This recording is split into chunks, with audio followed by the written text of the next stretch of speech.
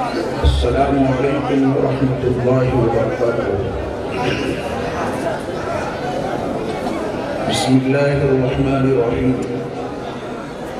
الحمد للہ الذی انزل علی عبدہ الکتاب ولم یجعل له عوجا وتبارك الذي جعل في السماء بروجا وجعل فيها سراجا وقمرا منيرا وأشهد أن لا إله إلا الله وحده لا شريك له له الملك وله الحمد وأكبره تكبيرا وأشهد أن سيدنا ومولانا محمدا عبده ورسوله الذي أرسل إلى الناس كافة بشيرا ونذيرا وصلى الله تعالى عليه وعلى آله وأصحابه وأزواجه وذرياته وبارك وسلم.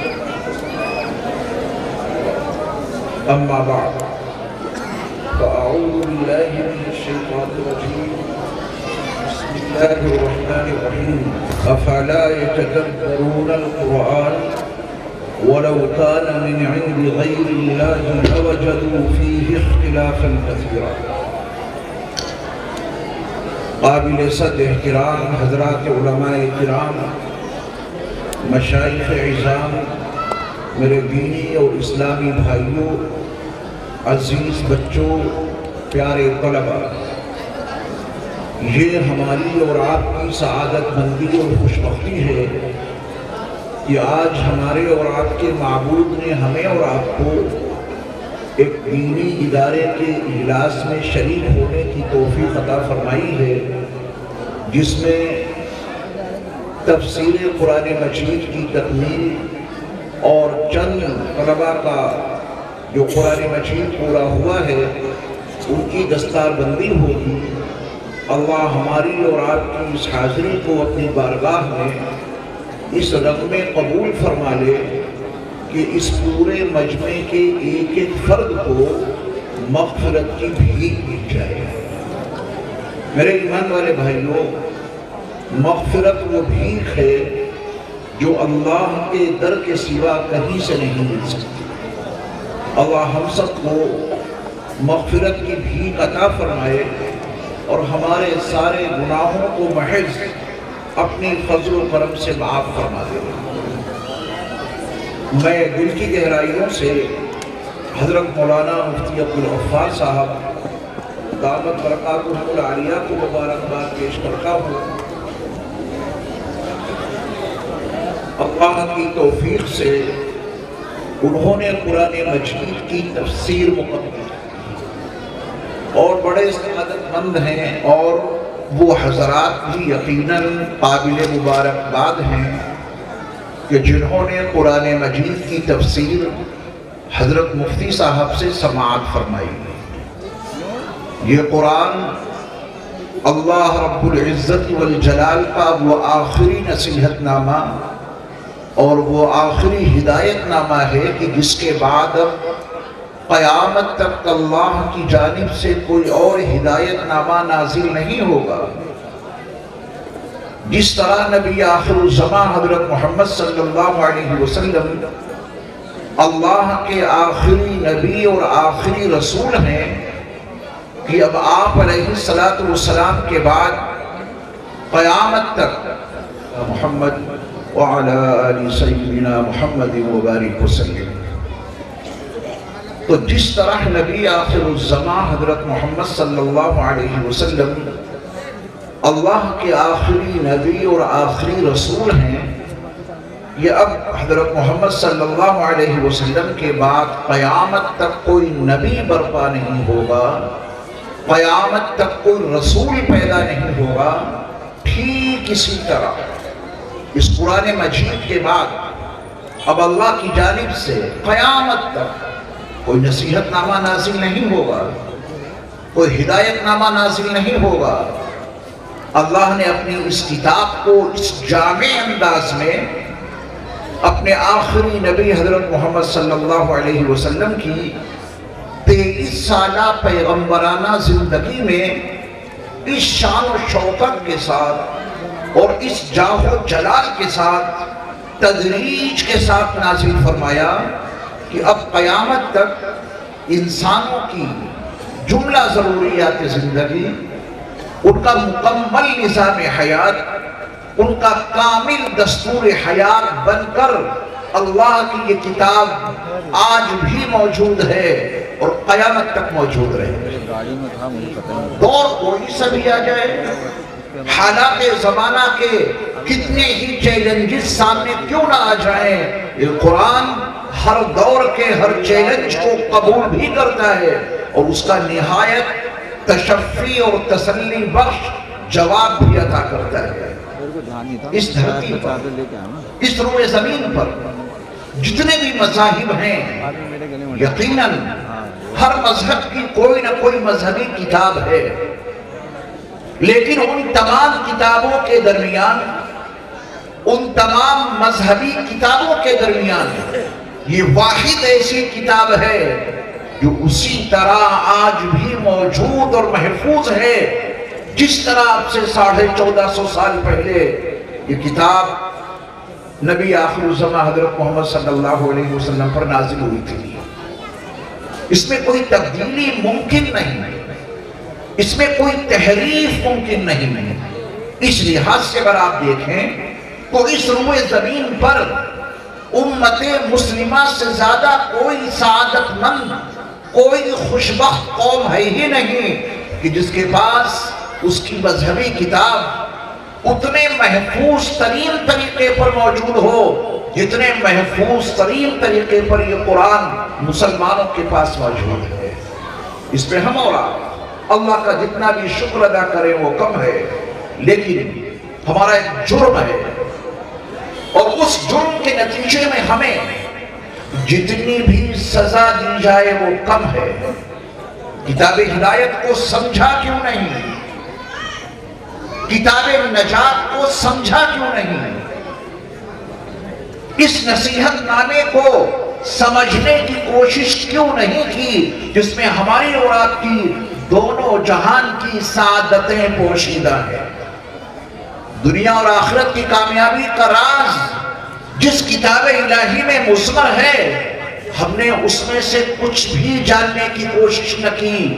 کتاب عظیم اور کتاب محفوظ ہمارے اولاد کے پاس موجود تو ہے، لیکن اس کی ایک آیت 80 سال کی زندگی ملنے کے باوجود نہ سمجھ پائے، اس کے مفہوم کو نہ جان سکے، تو اس سے بڑی بدبختی کیا ہوگی؟ قرآن فہمی کی ضرورت عصر حاضر میں جس قدر زیادہ ہے، میں اپنے ناقص وجدان کے تناظر میں عرض کرتا ہوں کہ اتنی ضرورت شاید اس سے پہلے کبھی رہی ہو۔ وجہ قرآن مجید کے خلاف اتنے فتنے کبھی اس روئے زمین پر برپا ہی نہیں ہوئے جتنے فتنے آج کے دور میں قرآن مجید کے خلاف برپا کر دیے گئے۔ پہلے زمانے میں اپنی بات کو دوسروں تک پہنچانے کے لیے وہ ذرائع نہیں تھے جتنے ذرائع آج موجود ہیں۔ آج ایک بہتان کو، الزام کو، بغاوت اور سرکشی کو، خلاف حقیقت واقعات کو دنیا کے ایک کنارے سے اور دوسرے کنارے تک پہنچانے میں ایک لمحہ بھی خرچ نہیں ہوتا۔ عصر حاضر میں قرآن کے خلاف جو بغاوت، اللہ کی کتاب ہدایت کے خلاف جو سرکشی کا رویہ اختیار کیا گیا، ایسے دور میں ہر صاحب ایمان پر فرض ہو جاتا ہے کہ وہ قرآن مجید کے کچھ حصے کو ضرور سمجھے تاکہ لوگوں کو اللہ کی کتاب ہدایت سمجھانے کی پوزیشن میں آ جائے۔ پوری دنیا میں آپ کو صاحب قرآن کے نام سے جانا اور پہچانا جاتا ہے۔ لوگوں کی زبانوں پر یہ جملہ حقیقتاً موجود ہے کہ یہ مسلمان قرآن پڑھتے ہیں۔ مسلمانوں کا کوئی گھر ایسا نہیں جس میں قرآن مجید موجود نہ ہو۔ مسلمانوں کا کوئی بچہ ایسا نہیں جو قرآن مجید کا پڑھنے والا نہ ہو۔ یہ سچائی ہے، لیکن یہ قرآن مجید فہم کے لیے، سمجھ کے لیے اللہ رب العزت نے نازل کیا تھا۔ کروڑوں درود و سلام ہو نبی آخر الزمان حضرت محمد صلی اللہ علیہ وسلم پر کہ جنہوں نے اپنے اس فرض منصبی کو کما حقہ ادا کر دیا جس کو قرآن میں اس آیت نے بیان کیا ہے۔ ہم نے تمہارے اوپر قرآن کو اس لیے نازل کیا لِتُبَيِّنَ لِلنَّاسِ مَا نُزِّلَ إِلَيْهِمْ، ان انسانوں کے لیے ہم نے جو قرآن نازل کیا ہے میرے محبوب نبی آپ وہ قرآن ان کے لیے کھول کھول کر بیان کرتے ہیں۔ میرے مصطفیٰ علیہ السلام نے قرآن مجید کو واضح انداز میں اپنے صحابہ کو سمجھایا، اور صحابہ اکرام رضوان اللہ تعالیٰ علیہم اجمعین نبی علیہ السلام کی اس وراثت کو لے کر انہائے عالم میں پھیلے اور پوری دنیا کے انسانوں تک قرآن کے پیغام سے انہوں نے آگاہ کیا۔ یہ ہماری اور آپ کی بڑی نااہلی کی بات رہی کہ قرآن مجید کی تلاوت کرتے رہے اور اس کو سمجھنے کی کوشش نہیں کی۔ اللہ ہمارے اس جرم عظیم کو معاف فرما دے۔ علماء تو بڑی تعداد میں یہاں موجود ہیں، میں آپ سے مخاطب ہوں، اگر کوئی برادر وطن ہندوستان کے کوئی باشندے آپ میں سے ملاقات کر کے آپ سے یہ پوچھیں کہ آپ کی مذہبی کتابوں میں سب سے بڑی کتاب کون سی ہے، سب سے معتبر اور سب سے مستند مذہبی کتاب آپ کی کون سی ہے، تو میرے ایمان والے بھائیوں آپ بتائیں آپ کا جواب کیا ہوگا؟ قرآن۔ آپ کا جواب یقیناً 100% صحیح ہے، لیکن اگلے مرحلے میں اگر وہ برادر وطن آپ سے یہ پوچھے کہ آپ کی مذہبی کتاب کا جو نام قرآن ہے اس کا ترجمہ کیا ہے، قرآن لفظ قرآن کے معنی کیا ہے، بتا سکتے ہیں؟ کون سی دنیا میں ایسی کتاب ہے جسے پڑھا جائے اور کتاب کے نام کا ترجمہ معلوم نہ ہو؟ اس سے بڑا ظلم اور کیا ہو سکتا ہے؟ آپ پڑھے لکھے لوگ ہیں، ارباب علم و دانش ہیں، کیا آپ نے اپنی زندگی میں کوئی ایسی کتاب بھی پڑھی ہے کہ پوری کتاب کا مطالعہ کر لیا، پوری کتاب آپ نے پڑھ لی اور کتاب کا جو نام ہے آپ اس کے نام کے معنی سے ہی بے خبر رہے ہو؟ یہ ناممکنات میں سے ہے۔ ہر انسان جب کبھی کسی کتاب کا مطالعہ کرتا ہے تو سب سے پہلے وہ اس کا ٹائٹل دیکھتا ہے، اس کا نام دیکھتا ہے، اور سب سے پہلے اس کو اس کتاب کے نام کا ترجمہ معلوم ہوتا ہے، پھر وہ مصنف دیکھتا ہے، پھر اس کی فہرست دیکھتا ہے، پھر وہ تمہید کو پڑھتا ہے، پھر کتاب کی ترتیب کو دیکھتا ہے، کتاب کا مطالعہ کرتا ہے۔ ہماری اور آپ کی مذہبی کتاب کا نام قرآن ہے۔ جس دن قرآن کا ترجمہ سمجھ لیں گے تو قرآن سے محبت پیدا ہو جائے گی۔ آسمانی مذہبی کتاب قرآن اور لفظ قرآن کا ترجمہ نہیں معلوم، قرآن کا لفظی ترجمہ ہے جسے بہت زیادہ پڑھا جائے۔ قرآن کا لفظی ترجمہ کیا ہے؟ جسے بہت زیادہ پڑھا جائے۔ کیا مبالغہ ہے اسلام کے رکھنے میں؟ کیا زمین اور آسمان کے قلابے ملا دیے گئے اسلام کے رکھنے میں؟ مبالغہ آرائی سے کوئی کام لیا گیا ہے اس کتاب کے نام رکھنے میں؟ نہیں، رب کعبہ کی قسم یہ ایک ایسی سچائی ہے جس کا دنیا کا کوئی انسان انکار نہیں کر سکتا، کسی بھی مذہب سے اس کا تعلق ہو۔ اس دھرتی پر اور اس روئے زمین پر اس کتاب سے زیادہ کوئی کتاب پڑھی ہی نہیں جاتی، نہیں پڑھی جاتی، ایک سچائی ہے۔ اللہ ہمیں اور آپ کو اس کا فہم عطا فرمائے، اس کی سمجھ عطا فرمائے۔ ہمارے سلسلے عالیہ قادریہ کے ایک بڑے عظیم بزرگ گزرے ہیں، حضرت مولانا احمد علی صاحب لاہوری رحمۃ اللہ علیہ۔ اللہ رب العزت نے آپ کو قرآن کی تفسیر میں، آیات کے ارتباط میں ایک بڑا خاص ملکہ حاصل تھا۔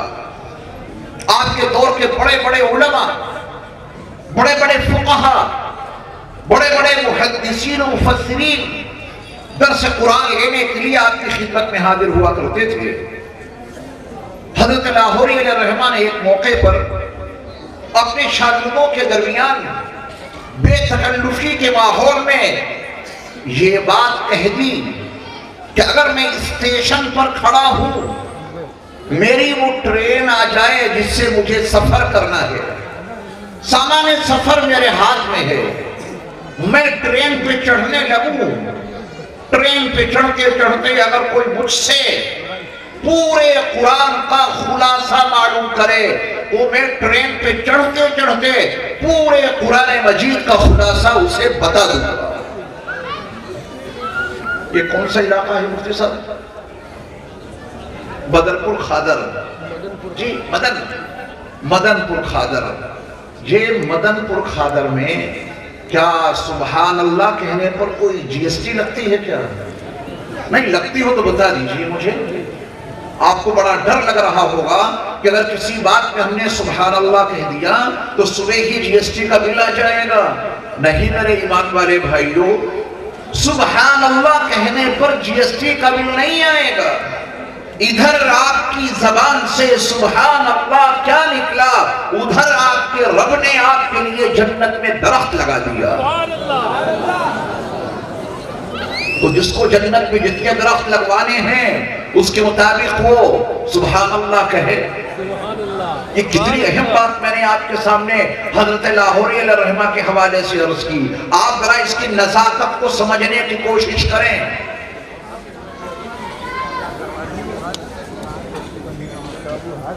دیکھیں یہ آنے جانے کا جو سلسلہ ہے اس کو بالکل روک دیں، ٹھیک ہے نا؟ جزاکم اللہ احسن الجزاء۔ پھر سے میں سناتا ہوں حضرت لاہوری علیہ الرحمہ کا قول، پوری توجہ سے سنیے گا۔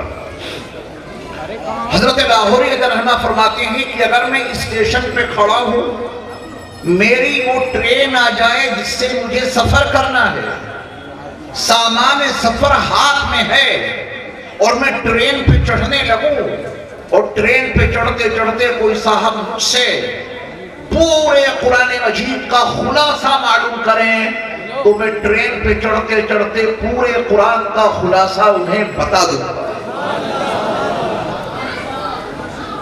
آپ کے جو متصلین تھے، جو آپ کے متوسلین تھے، جو آپ کے شاگرد رشید وہاں موجود تھے، سب حیرت و استعجاب میں پڑ گئے۔ قرآن مجید کا مکمل خلاصہ، وہ بھی اس ہما ہمی کے عالم میں ٹرین پہ چڑھتے چڑھتے پورے قرآن مجید کا خلاصہ حضرت بیان کر دیں گے۔ تو آپ کے متوسلین نے اور آپ کے متصلین نے حضرت سے کہا کہ حضرت وہ کون سی تعبیر ہوگی، کن الفاظ میں آپ اس ہما ہمی کے عالم میں پورے قرآن مجید کا خلاصہ بتا دیں گے؟ ذرا ہمیں بھی بتا دیجئے۔ آپ کا سبق توجہ سے سنیے گا۔ حضرت لاہوری علیہ الرحمہ نے فرمایا کہ میں ان کو اس ہما ہمی کے عالم میں پورے قرآن مجید کا خلاصہ ان الفاظ میں بتا دوں گا: اللہ کو عبادت سے، رسول کو اطاعت سے، مخلوق کو خدمت سے راضی کر لو۔ یہ ہے پورے قرآن کا خلاصہ۔ یاد رہے گا، پڑھیے پورا قرآن۔ اللہ کو راضی کرنا ہے اس کی عبادت کر کے۔ ایاک نعبد، ہم آپ ہی کی عبادت کرتے ہیں، کسی اور کی کر ہی نہیں سکتے۔ التحیات للہ والصلوات والطیبات کا اقرار، لا الہ الا اللہ کا یقین ہمیں اسی بات پر آمادہ کرتا ہے۔ ہم عبادت کریں گے تو صرف اللہ کی، اور کریں گے ایسے کہ وہ راضی ہو جائیں۔ رسول علیہ السلام کی اطاعت، من یطع الرسول فقد اطاع اللہ۔ عبادت کا قبلہ اگر اللہ، تو اطاعت کا قبلہ رسول اللہ۔ نبی علیہ السلام کی ایسی اطاعت کرو، ان کی سنتوں کی ایسی پیروی کرو کہ وہ راضی ہو جائیں۔ یہ مطلوب ہے ہر صاحب ایمان سے۔ ان کا طریقہ اس طرح اپناؤ کہ کل قیامت کے میدان میں جب میدان محشر میں رسول اکرم صلی اللہ علیہ وسلم اپنے غلاموں کو، ہم غلاموں کو دیکھیں تو ہمیں دیکھ کر میرے مصطفیٰ خوش ہو جائیں۔ یہ ہے میری امت جس نے ہمیں دیکھا تک نہیں، زیارت نہیں کی، زمانہ نہیں پایا، بغیر دیکھے انہوں نے کہا تھا اشہد ان لا الہ الا اللہ واشہد ان محمدا عبدہ ورسولہ۔ جو مجھ پر قرآن نازل ہوا اس پر یہ ایمان لائے، میری حدیثوں کو سنا، اسے تسلیم کیا، میری سنتوں کے سانچے میں اپنی زندگیوں کو ڈھال لیا، ان تک اللہ کا یہ پیغام پہنچا تھا لَقَدْ كَانَ لَكُمْ فِي رَسُولِ اللَّهِ أُسْوَةٌ حَسَنَةٌ، تمہارے لیے اللہ کے رسول صلی اللہ علیہ وسلم کی ذات گرامی میں بہترین نمونے عمل موجود ہے۔ ان لوگوں نے اس اسوہ حسنہ کو اپنایا، رسول نازل ہو جائیں، یہ مقصد ہے، یہ مطلب ہے ہماری اور آپ کی زندگی کا۔ تو اللہ کو عبادت سے اور رسول صلی اللہ علیہ وسلم کو اطاعت سے، اور بات یہیں ٹھہرتی نہیں قرآن کے خلاصے میں، تیسرا جملہ بھی نہایت معنی خیز ہے، فرماتے ہیں مخلوق کو خدمت سے راضی کرو۔ بات واضح ہو گئی؟ اگر یہ سبق آپ نے یاد کر لیا تو تکمیل تفسیر قرآن کے حوالے سے آپ نے حضرت مفتی عبدالغفار صاحب سے بڑا استفادہ کیا، خلاصہ میں نے آپ کے سامنے عرض کر دیا، پورے قرآن کا خلاصہ حضرت لاہوری نے ان 3 جملوں میں بیان کر دیا۔ اللہ کو عبادت سے، رسول کو اطاعت سے، مخلوق کو خدمت سے راضی کر لو۔ اب اگر ان تینوں جملوں کی تشریح کی جائے تو کافی وقت لگے گا، اور آپ بالکل کھلے میں بیٹھے ہیں۔ میں تو جب یہاں آیا تو مجھے بھی ٹھنڈ لگنے لگی، اب گفتگو شروع کی ہے تو تھوڑی سی گرمی آئی ہے، آپ تو سن رہے ہیں۔ اللہ آپ سب کو سلامت رکھے، خوش رکھے، عافیت سے رکھے۔ مفتی صاحب مجھے نہیں معلوم کب تک بولنا ہے، ذرا وقت کی تحدید کر دیجئے تمام حالات پہ نگاہ رکھتے ہوئے۔ وہ تاخیر تو بہت زیادہ ہو گئی ہے، بتائیں کتنی دیر تک؟ نہیں مناسب نہیں ہے یہ، دیکھیے پہلی بار آپ کے علاقے میں آئے ہیں، یہ ہمارے اہل ایمان کے حساب بیٹھ گئے تو ہٹنے کا نام ہی نہیں لے رہے ہیں۔ قُلْ اعوذ برب الفلق، قُلْ اعوذ برب الناس، دونوں صورتوں کی تفسیر مکمل ہو گئی ہے الحمدللہ۔ چلیے جب آپ نے دونوں صورتوں کی تفسیر سن لی ہے مفتی صاحب سے، تو میں چند باتیں آپ کی خدمت میں عرض کیے دیتا ہوں قرآن مجید کے حوالے سے۔ ایک مرتبہ درود شریف پڑھیں، اور یہ آپ کا سبق ہوگا درود پاک کے بعد، اس کو توجہ سے سنیے گا۔ اللہم صلی علی سیدنا مولانا محمد وعلی آل سیدنا مولانا محمد مبارک وسلم۔ جب آپ قرآن مجید کی تلاوت کرتے ہیں یا آپ تلاوت سنتے ہیں تو بے شک زبان عربی ہے، لیکن بعض مرتبہ قرآن مجید کی تلاوت کے دوران، قرآن مجید کے سننے کے دوران آپ کا وجدان آپ سے یہ ضرور کہتا ہوگا کہ یہ لفظ بار بار آ رہا ہے۔ قرآن مجید میں اس طرح کی تکرار ہے۔ اللہ رب العزت نے قرآن مجید میں اپنے بندوں کو الگ الگ عنوانوں سے بلایا ہے، الگ الگ عنوانوں سے۔ میں نبیوں کا تذکرہ اس وقت نہیں کروں گا وقت کی قلت کی وجہ سے۔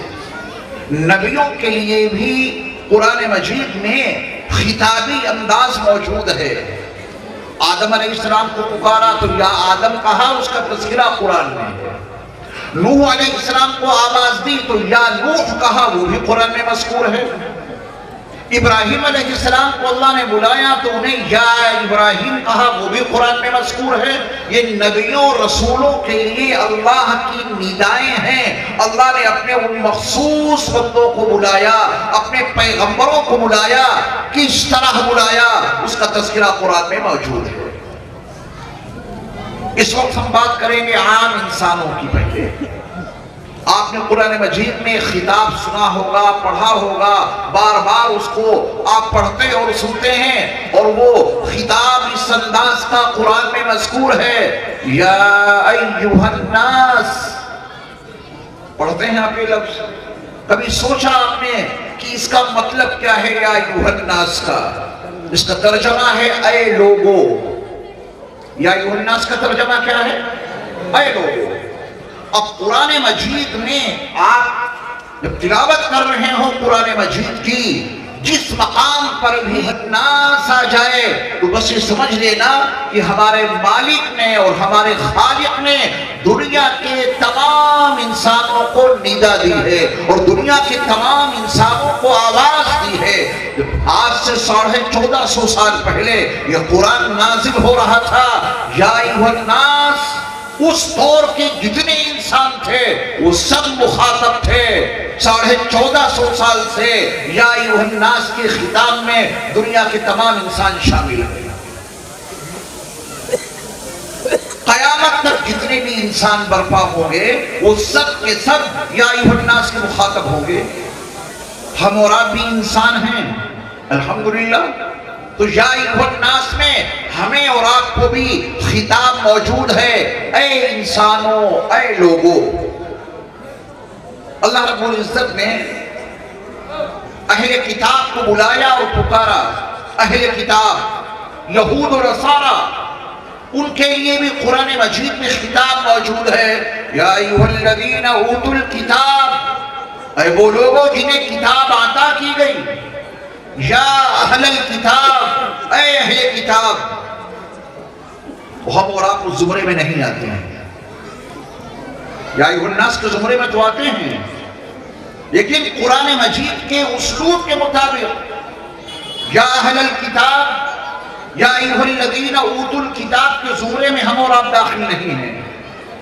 قرآن مجید کا ایک انداز تخاطب یہ بھی ہے، یا ایھا الذین کفروا لا تعتذروا اليوم۔ اللہ کا فضل ہے ہم اور آپ اس کے مخاطب نہیں بن سکتے۔ اللہ نے اس آیت میں منکروں کو بلایا اور پکارا ہے، ہم اور آپ منکرین میں سے نہیں ہیں۔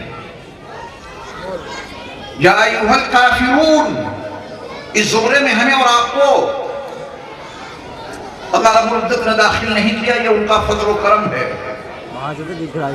یہ میں نے چند نمونے آپ کے سامنے رکھے۔ یا ایھا الناس سے مراد دنیا کے تمام انسان، یا اہل الکتاب، یا ایھا الذین اوتوا الکتاب سے مراد یہود و نصارہ، یا ایھا الذین کفروا، یا ایھا الکافرون سے مراد یہ منکرین۔ تو اس قرآن میں اللہ نے اپنے ایمان والے بندوں کو بھی تو آواز دی ہوگی۔ جب اللہ نے کافروں کو ندا دی، جب اللہ نے اس قرآن میں اہل کتاب کو بلایا اور پکارا ہے، تو کیا اللہ نے اپنے ایمان والے بندوں کو اس کتاب میں آواز نہیں دی ہوگی؟ ضرور دی ہے۔ اب اپنا عنوان یاد کر لو، قرآن مجید کی تلاوت کے دوران، قرآن مجید کی سماعت کے دوران، جب کبھی بھی آپ یا ایھا الذین آمنوا پڑھیں یا ایھا الذین آمنوا سنیں، تو بس ایک ایک بندہ یقین کرے کہ میرا اللہ کسی اور کو نہیں مجھے پکار رہا ہے، میرا اللہ کسی کو اور کو نہیں مجھے بلا رہا ہے، میرا خالق اور مالک کسی اور کو نہیں مجھے آواز دے رہا ہے، اس لیے کہ میں نے پڑھا ہے لا الہ الا اللہ محمد الرسول اللہ صلی اللہ علیہ وسلم۔ یہ کلمہ ہم نے اور آپ نے پڑھا، ایمان والے بنے، تو اللہ نے کسے بلایا ہے یا ایھا الذین آمنوا کہہ کر؟ جب میں پڑھوں تو میں سمجھوں، میرا یقین ہو، میرا وجدان مجھ سے پکار اٹھے، میرا شعور مجھ سے کہے اٹھے کہ تجھے تیرا اللہ بلا رہا ہے۔ اور جب آپ اس کو پڑھیں یا سنیں تو آپ یقین بنا لیں کہ میرا اللہ مجھے بلا رہا ہے، کیونکہ میں نے ان کی وحدانیت کو تسلیم کر کے ان کے رسول کی رسالت کا اقرار کیا ہے، صاحب ایمان ہوں۔ تو اللہ نے کہا ہے یا ایھا الذین آمنوا، اے ایمان والو، اے وہ لوگوں جو ایمان لا چکے ہو۔ ہم اور آپ الحمدللہ ایمان لا چکے ہیں۔ اب غور کرنے کی بات یہ ہے کہ کسی کارخانے کے ملازم کو اس کا مالک آواز دے، کسی کارخانے کے ملازم کو اس کا مالک پکارے اور وہ ملازم ہے کہ مڑ کر بھی نہیں دیکھتا، مالک آوازیں دے رہا ہے، 1-2 مرتبہ نہیں، مالک نے 90 مرتبہ آواز دی ہے، 90 مرتبہ کا عدد یاد رکھیے گا، مالک نے 90 مرتبہ آواز دی، ملازم نے مڑ کر بھی نہیں دیکھا، مالک مجھ سے کہنا کیا چاہتا ہے، یہ میرا مالک جو مجھے تنخواہ دیتا ہے وقت پر، مجھ سے مطالبہ کیا ہے اس کا، مڑ کے بھی نہیں دیکھتا۔ آپ کسی اور سے نہیں، اپنے دل سے پوچھئے، اپنے ضمیر سے معلوم کیجئے کہ کیا یہ ملازم اس لائق ہے کہ وہ مالک اپنے کارخانے میں اسے برقرار رکھے، اس کو تنخواہ دے، اس کے بچوں کی فکر رکھے۔ کم سے کم اس کو سننا چاہیے تھا، کم از کم اس کو اپنے مالک سے پوچھنا چاہیے تھا کہ مالک آپ مجھے آواز دے رہے ہیں، مجھ سے کہنا کیا چاہتے ہیں، کم از کم اتنا تو اس کے فریضے میں شامل تھا۔ حکم بجا لا سکتا تھا یا نہیں، اس حکم کو پورا کر سکتا تھا یا نہیں، یہ تو بہت بعد کی بات ہے، کم از کم اس کو اپنے مالک کی طرف متوجہ ہو کر پوچھنا چاہیے تھا، میرے مالک آپ مجھے بتائیں میرے لیے آپ کا کیا حکم ہے اور میرے لیے آپ کا کیا آرڈر ہے۔ تمثیل سے تفہیم میں تسہیل ہوتی ہے، ایک مثال دے کے عرض یہ کرنا چاہتا ہوں، جس خالق نے ہمیں اور آپ کو پیدا کیا، جس رزاق نے ہمیں اور آپ کو رزق عطا کیا، جس رب نے ہماری اور آپ کی پرورش کی، جس مصور نے ہمیں وجود بخشا، وہ ہمیں 1-2 مرتبہ نہیں، پوری ایمانی زندگی میں بلاتا رہا، یا ایھا الذین آمنوا، یا ایھا الذین آمنوا، پوری ایمانی زندگی میں ایک ترتیب قرآنی کے ساتھ 90 مرتبہ آواز دی ہے۔ ایمان والے بھائیوں، میں اپنے گریبان میں منہ ڈال کر دیکھوں اور آپ بھی اپنے گریبان میں جھانک کر دیکھیں کہ 90 مرتبہ قرآن میں آپ کو آپ کے رب نے آواز دی ہے، یا ایھا الذین آمنوا کہہ کر۔ کبھی دل میں یہ جذبہ پیدا ہوا، کبھی یہ وجدان پیدا ہوا کہ اللہ سے معلوم کر لیں میرا اللہ مجھے بلا رہا ہے، میرا اللہ مجھے پکار رہا ہے، میرا اللہ مجھے ندا دے رہا ہے، معلوم تو کر لیں کہ وہ یا ایھا الذین آمنوا کہہ کر مجھ سے کہنا کیا چاہتا ہے۔ یہ جرم ہے کہ نہیں؟ یہ غلطی بہت بڑی غلطی ہے کہ نہیں؟ آپ فی الحال قرآن میں جہاں جہاں یا آدم آیا ہے فی الحال نہ پڑھیے کیونکہ آپ آدم نہیں ہیں۔ قرآن میں جہاں کہیں بھی یا نوح آیا ہے فی الحال آپ اسے نہ پڑھیں کیونکہ آپ نوح نہیں ہیں۔ جہاں یا ابراہیم آیا ہے فی الحال اسے نہ پڑھیے کیونکہ آپ ابراہیم خلیل اللہ نہیں ہیں۔ جہاں یا ایھا المزمل آیا، جہاں یا ایھا المدثر آیا، جہاں یا ایھا الرسول آیا، جہاں یا ایھا النبی آیا، جہاں طٰہٰ اور یاسین آیا، فی الحال آپ وہ سبق نہ پڑھیے کیونکہ آپ نہ مزمل ہیں، نہ مدثر ہیں، نہ طٰہٰ ہیں، نہ یاسین ہیں، نہ نبی ہیں، نہ رسول ہیں، آپ ہیں صاحب ایمان۔ فی الحال آپ پر فرض ہے کہ کم از کم آپ قرآن کے 90 مقامات پر یا ایھا الذین آمنوا جو موجود ہے اسے ضرور پڑھیں، اس لیے کہ آپ صاحب ایمان ہیں۔ بس سمجھ میں آ رہی ہے؟ سب سے پہلے کیا پڑھنا ہے آپ کو؟ یا ایھا الذین آمنوا، کیونکہ آپ صاحب ایمان ہیں۔ اور جب اپنے سے خطاب اللہ نے آپ کو آواز دے کر جو کچھ کہا، اگر آپ نے اسے سمجھ لیا تو پھر یا ایھا المزمل پڑھنے کا لطف آئے گا۔ اگر آپ نے یا ایھا الذین آمنوا کو سمجھ لیا تو پھر آپ یا ایھا المدثر کو پڑھیں گے اور سمجھیں گے اور عقیدت مصطفیٰ میں کھو جائیں گے، محبت مصطفیٰ میں غرق ہو جائیں گے۔ لیکن پہلے آپ کو یا ایھا الذین آمنوا پڑھنا ہوگا۔ یا ایھا الذین آمنوا کے بغیر، یا ایھا الذین آمنوا پڑھے بغیر نہ مزمل کے مقام کو سمجھ سکتے ہو، نہ مدثر کے مقام کو سمجھ سکتے ہو، یا ایھا النبی اور یا ایھا الرسول کے مقام کو بھی نہیں سمجھ سکتے جب تک آپ نے خود کو نہیں سمجھا۔ کریں گے کوشش؟ اب کیسے کریں گے؟ کیونکہ ناظم اجلاس نے اپنی نظامت کے دوران مجھے اس بات کا مکلف بنایا کہ ہمیں کوئی الہی عمل دیا جائے، ہم کیا کریں؟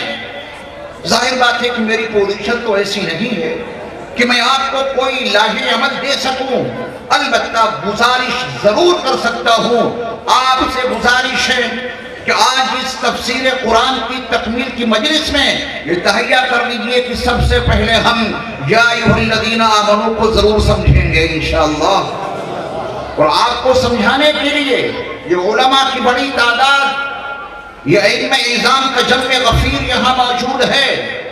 اپنی اپنی مسجدوں کے اماموں سے رابطہ قائم کریں اور شاگردی اور جو تلمس کے ضابطے اور آداب ہیں ان کی رعایت رکھتے ہوئے ایک شاگرد بن کر اور ایک طالب علم بن کر اپنی اپنی مسجد کے امام کے پاس جائیں، امام صاحب کے پاس، اور ان سے کہیں کہ پوری زندگی غفلت میں گزار دی، 80 سال کا وقفہ گزر گیا اور ہمارا اللہ ہمیں پکار کے کہتا رہا یا ایھا الذین آمنوا۔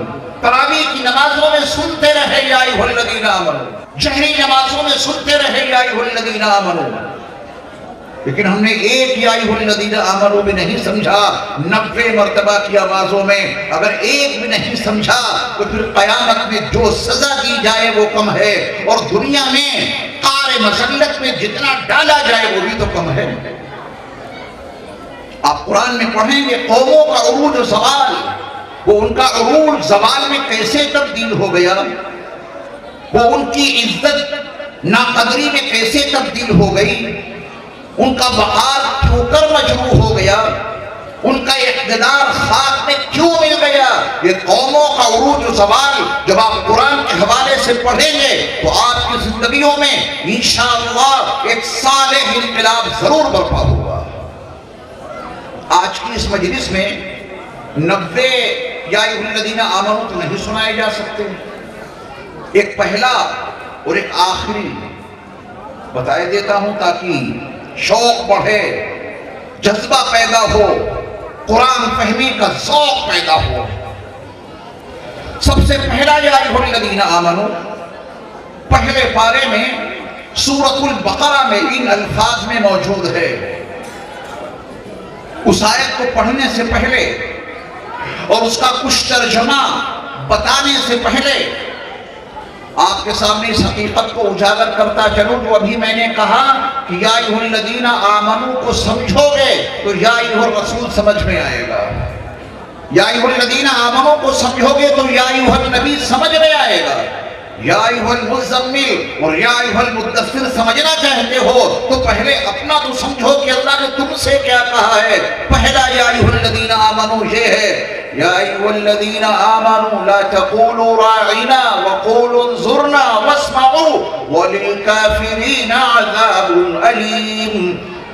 ترتیب قرآن کے لحاظ سے سب سے پہلا یا ایھا الذین آمنوا ہے۔ اس کی تفسیر کا تو موقع نہیں، لیکن اگر اس کا خلاصہ بطور عقیدے کے عرض کروں تو وہ آپ اپنے دل کی تختی پر لکھ لیں۔ سب سے پہلے ہمارے اللہ نے ہم کو ایمان والوں کو اپنے نبی کی بارگاہ میں الفاظ کے استعمال کے سلسلے میں بے پناہ احتیاط کا مکلف بنایا ہے۔ یہ پہلے یا ایھا الذین آمنوا کا خلاصہ یاد رکھیے گا۔ آدمی کسی سے گفتگو کرتا ہے، اس کے کچھ آداب ہوتے ہیں۔ کسی نے مارا آپ کو، زخمی آپ کو کیا، وہ حادثہ آپ پر بیتا، اور کورٹ میں جا کے آپ جج کے سامنے اپنی آپ بیتی نہیں سنا سکتے۔ آپ پر کیا گزری، آپ کیا کہنا چاہتے ہیں، عدالت میں جا کے، کورٹ میں جا کے آپ اپنی آپ بیتی اپنی زبان سے جج کو نہیں سنا سکتے، کیونکہ عدالت میں گفتگو کے کچھ آداب ہیں وہ آپ کو نہیں معلوم ہے۔ وکیل کو معلوم ہے کہ جج کے سامنے گفتگو کیسے کی جاتی ہے۔ مصیبت آپ پہ آن پڑی ہے اور بتائے گا آپ کا وکیل۔ یہ میں نے ایک اشارہ دیا ہے، گفتگو کے آداب ہوتے ہیں وہ ہر ایک کو نہیں معلوم ہوتے۔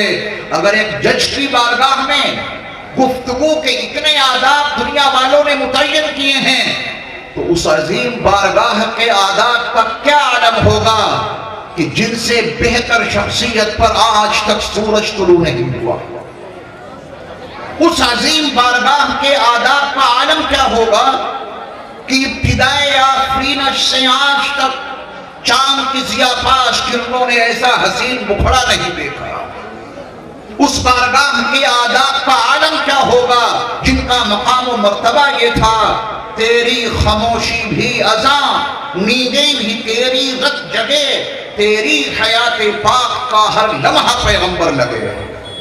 خیر البشر رتبہ تیرا، آواز حق خطبہ تیرا، آفاق تیرے سامعین یا رحمت للعالمین صلی اللہ علیہ وسلم. اللہ رب العزت والجلال نے اپنے آخری نبی کی بارگاہ میں گفتگو کا طریقہ سکھایا ہے، گفتگو کے آداب بتائے ہیں. ان کی بارگاہ میں کیسے بولو گے، آواز کتنی اونچی ہونی چاہیے، انداز کیسا ہونا چاہیے، زبان سے نکلنے والے الفاظ کے ماتحت تمہاری عقیدتیں کیسی ہونی چاہیے، تمہاری محبتیں کیسی ہونی چاہیے، یہ تمام شرائط موجود ہیں. نبی کی بارگاہ میں الفاظ کے استعمال کے سلسلے میں قرآن مجید نے جو ہدایت دی ہے، آپ اندازہ کریں اس بارگاہ مصطفی کے مقام و مرتبہ کا، ان کی گفتگو کے، ان کی بارگاہ میں گفتگو کے آداب کا کہ جن کا مقام و مرتبہ یہ تھا. اصل میں تھوڑا سا کنفیوز یوں ہو رہا ہوں کہ باتوں کی آواز مسلسل آ رہی ہے. میں اپنے درس میں گفتگو برداشت نہیں کر پاتا. بات چیت ہوتی ہے نا، کان میں پڑتی رہتی ہے تو تھوڑا مشکل ہو جاتا ہے بولنا. اور دائیں بائیں سے مستقل آواز آ رہی، تھوڑا خاموش کر دیں. 10 منٹ یا 15 منٹ لوں گا، آپ اس سے زیادہ نہیں. درود شریف. اللہم صلی.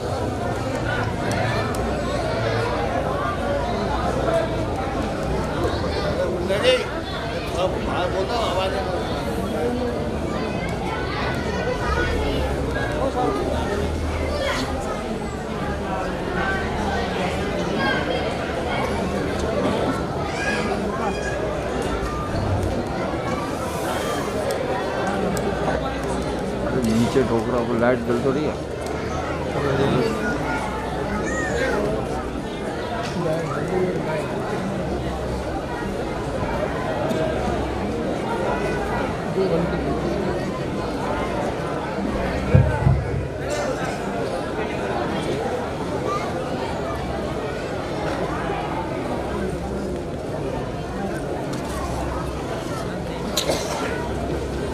کے مقام و مرتبہ کا کیا عالم ہوگا جن کی شان یہ تھی کہ قبضہ تیری پرچھائی کا بینائی پر ادراک پر. قبضہ تیری پرچھائی کا بینائی پر ادراک پر، پیروں کی جنبش خاک پر اور آہٹیں افلاک پر. گردے سفر تاروں کی زو،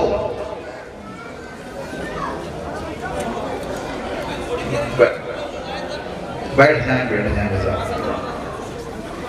گردے سفر تاروں کی زو، ہم اور آپ چلتے ہیں گاڑیوں سے، گھوڑوں سے تو گرد و غبار ہوتا ہے.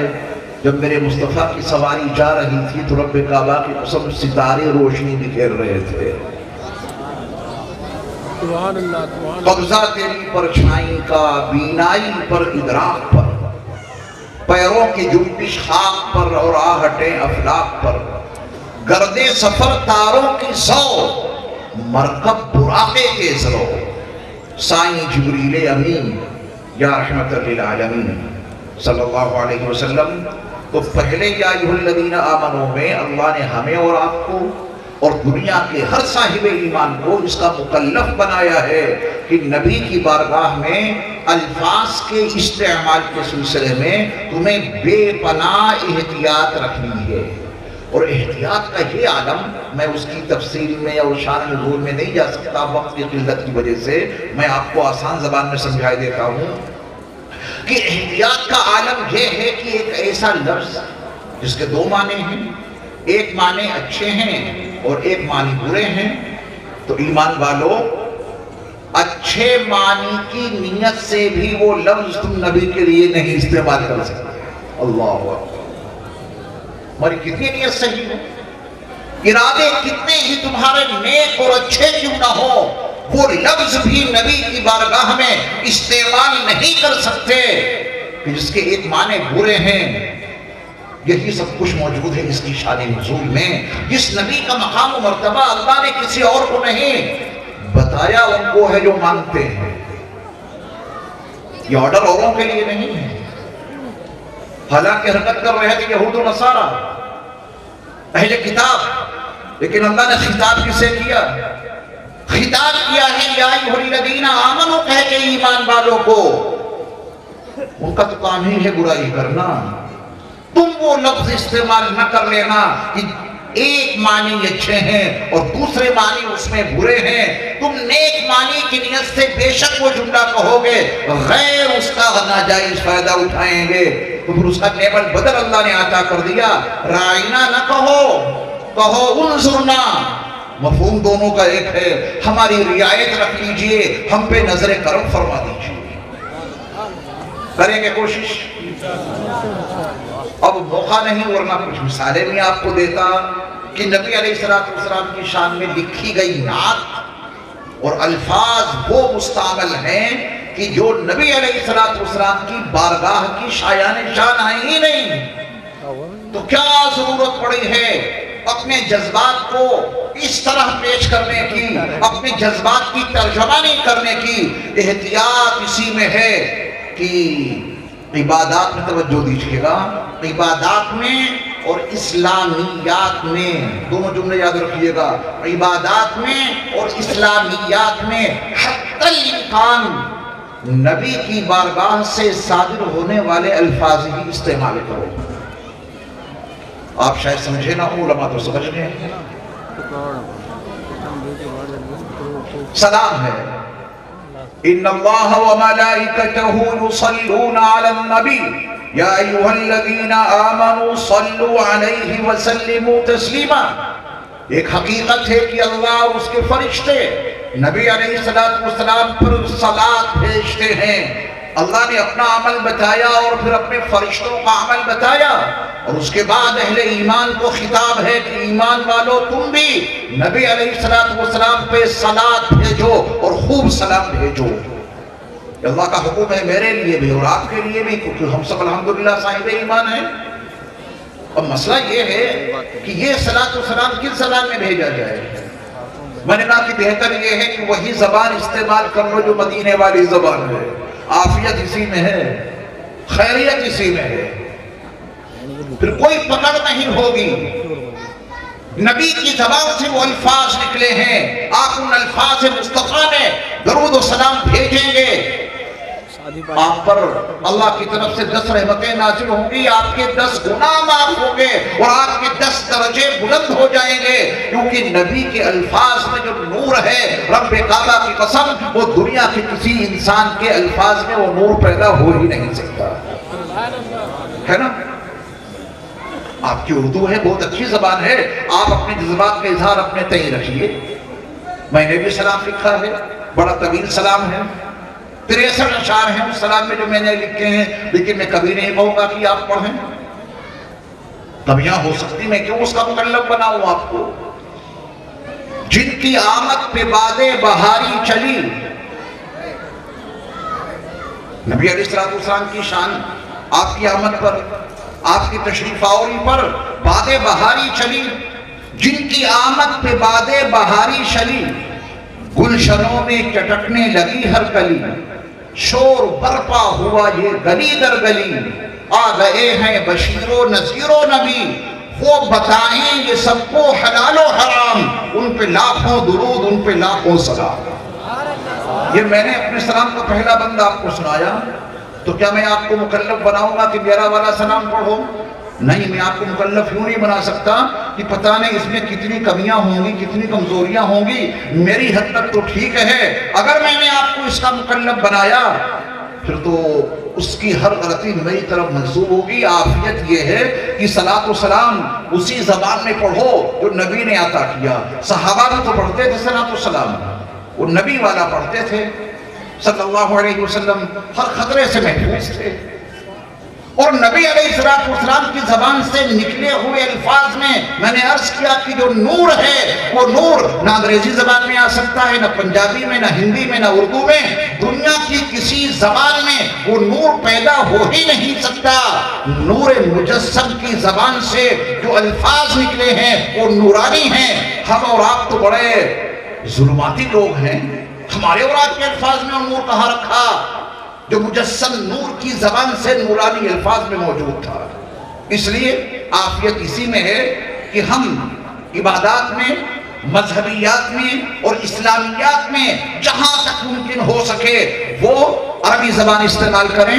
نبی علیہ السلام کی ہدایت کے مطابق ہم ان الفاظ کو استعمال کریں گے تو پھر وہ نبی کی شایان شان ضرور ہوں گے۔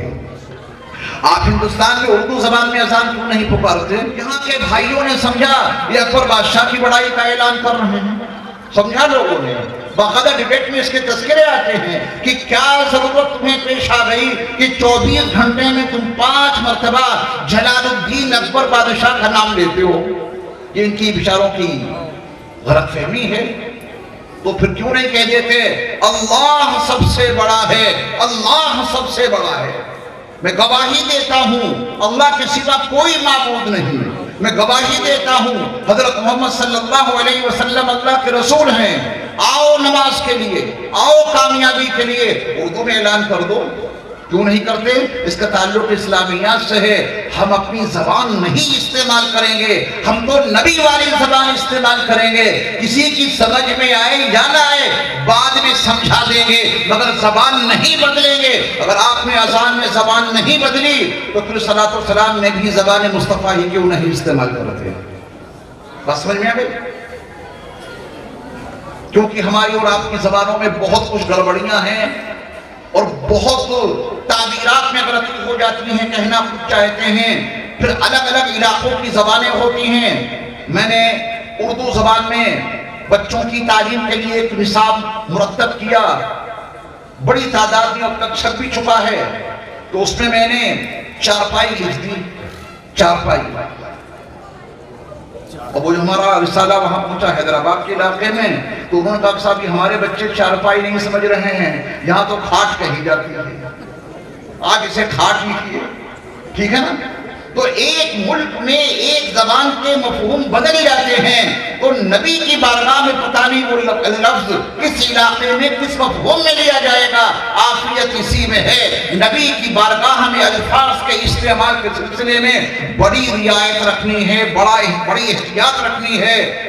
رائنا صحابہ کہتے تھے، اچھی نیت سے کہتے تھے، ترجمہ بھی اس کا صحیح تھا، مگر یہود و نصارہ کے نزدیک اس کا ترجمہ دوسرا تھا جس میں توہین مصطفیٰ شامل تھی۔ اللہ نے منع کر دیا، رائنا مت کہو، اس کا نعم البدل ہے انظرنا، رائنا کا ترجمہ ہے آپ ہماری رعایت رکھیے یا رسول اللہ، اور انظرنا کا ترجمہ ہے نظر رحمت فرما دیجئے ہمارے اوپر یا رسول اللہ۔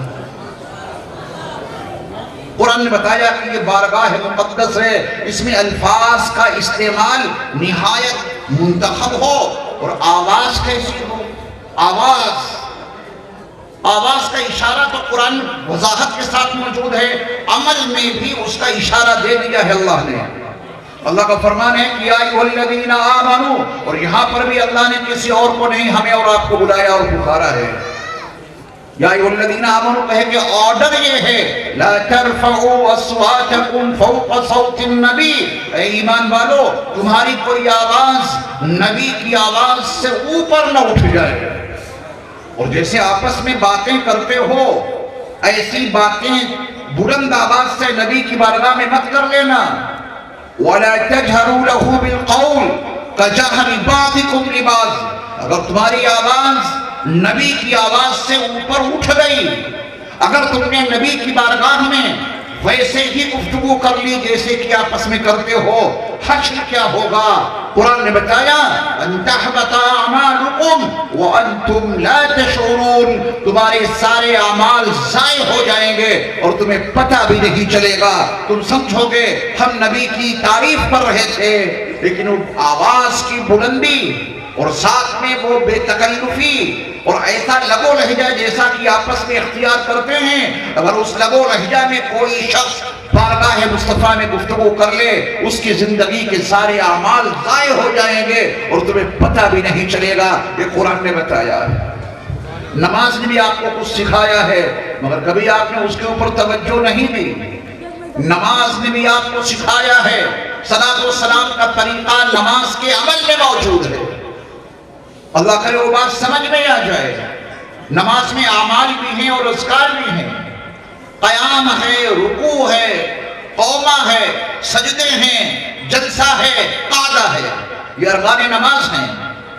قیام کی حالت میں اگر جہری نماز آپ ادا کر رہے ہیں تو بلند آواز سے تلاوت ہوگی، یقیناً ہوگی۔ تکبیرات انتقالیہ بھی بلند آواز سے کہی جائیں گی، سمیع اللہ لمن حمیدہ بھی بلند آواز سے امام صاحب کہیں گے، السلام علیکم ورحمت اللہ بھی بلند آواز سے کہا جائے گا۔ اب میں بتاؤں یا آپ، نماز میں صلاۃ و سلام ہے کہ نہیں؟ بتائیں۔ ہے۔ میرے اللہ کو وہ کام پسند ہی نہیں کہ اللہ کا تذکرہ ہو، اس کے رسول کا تذکرہ نہ ہو، انہیں پسند ہی نہیں ہے۔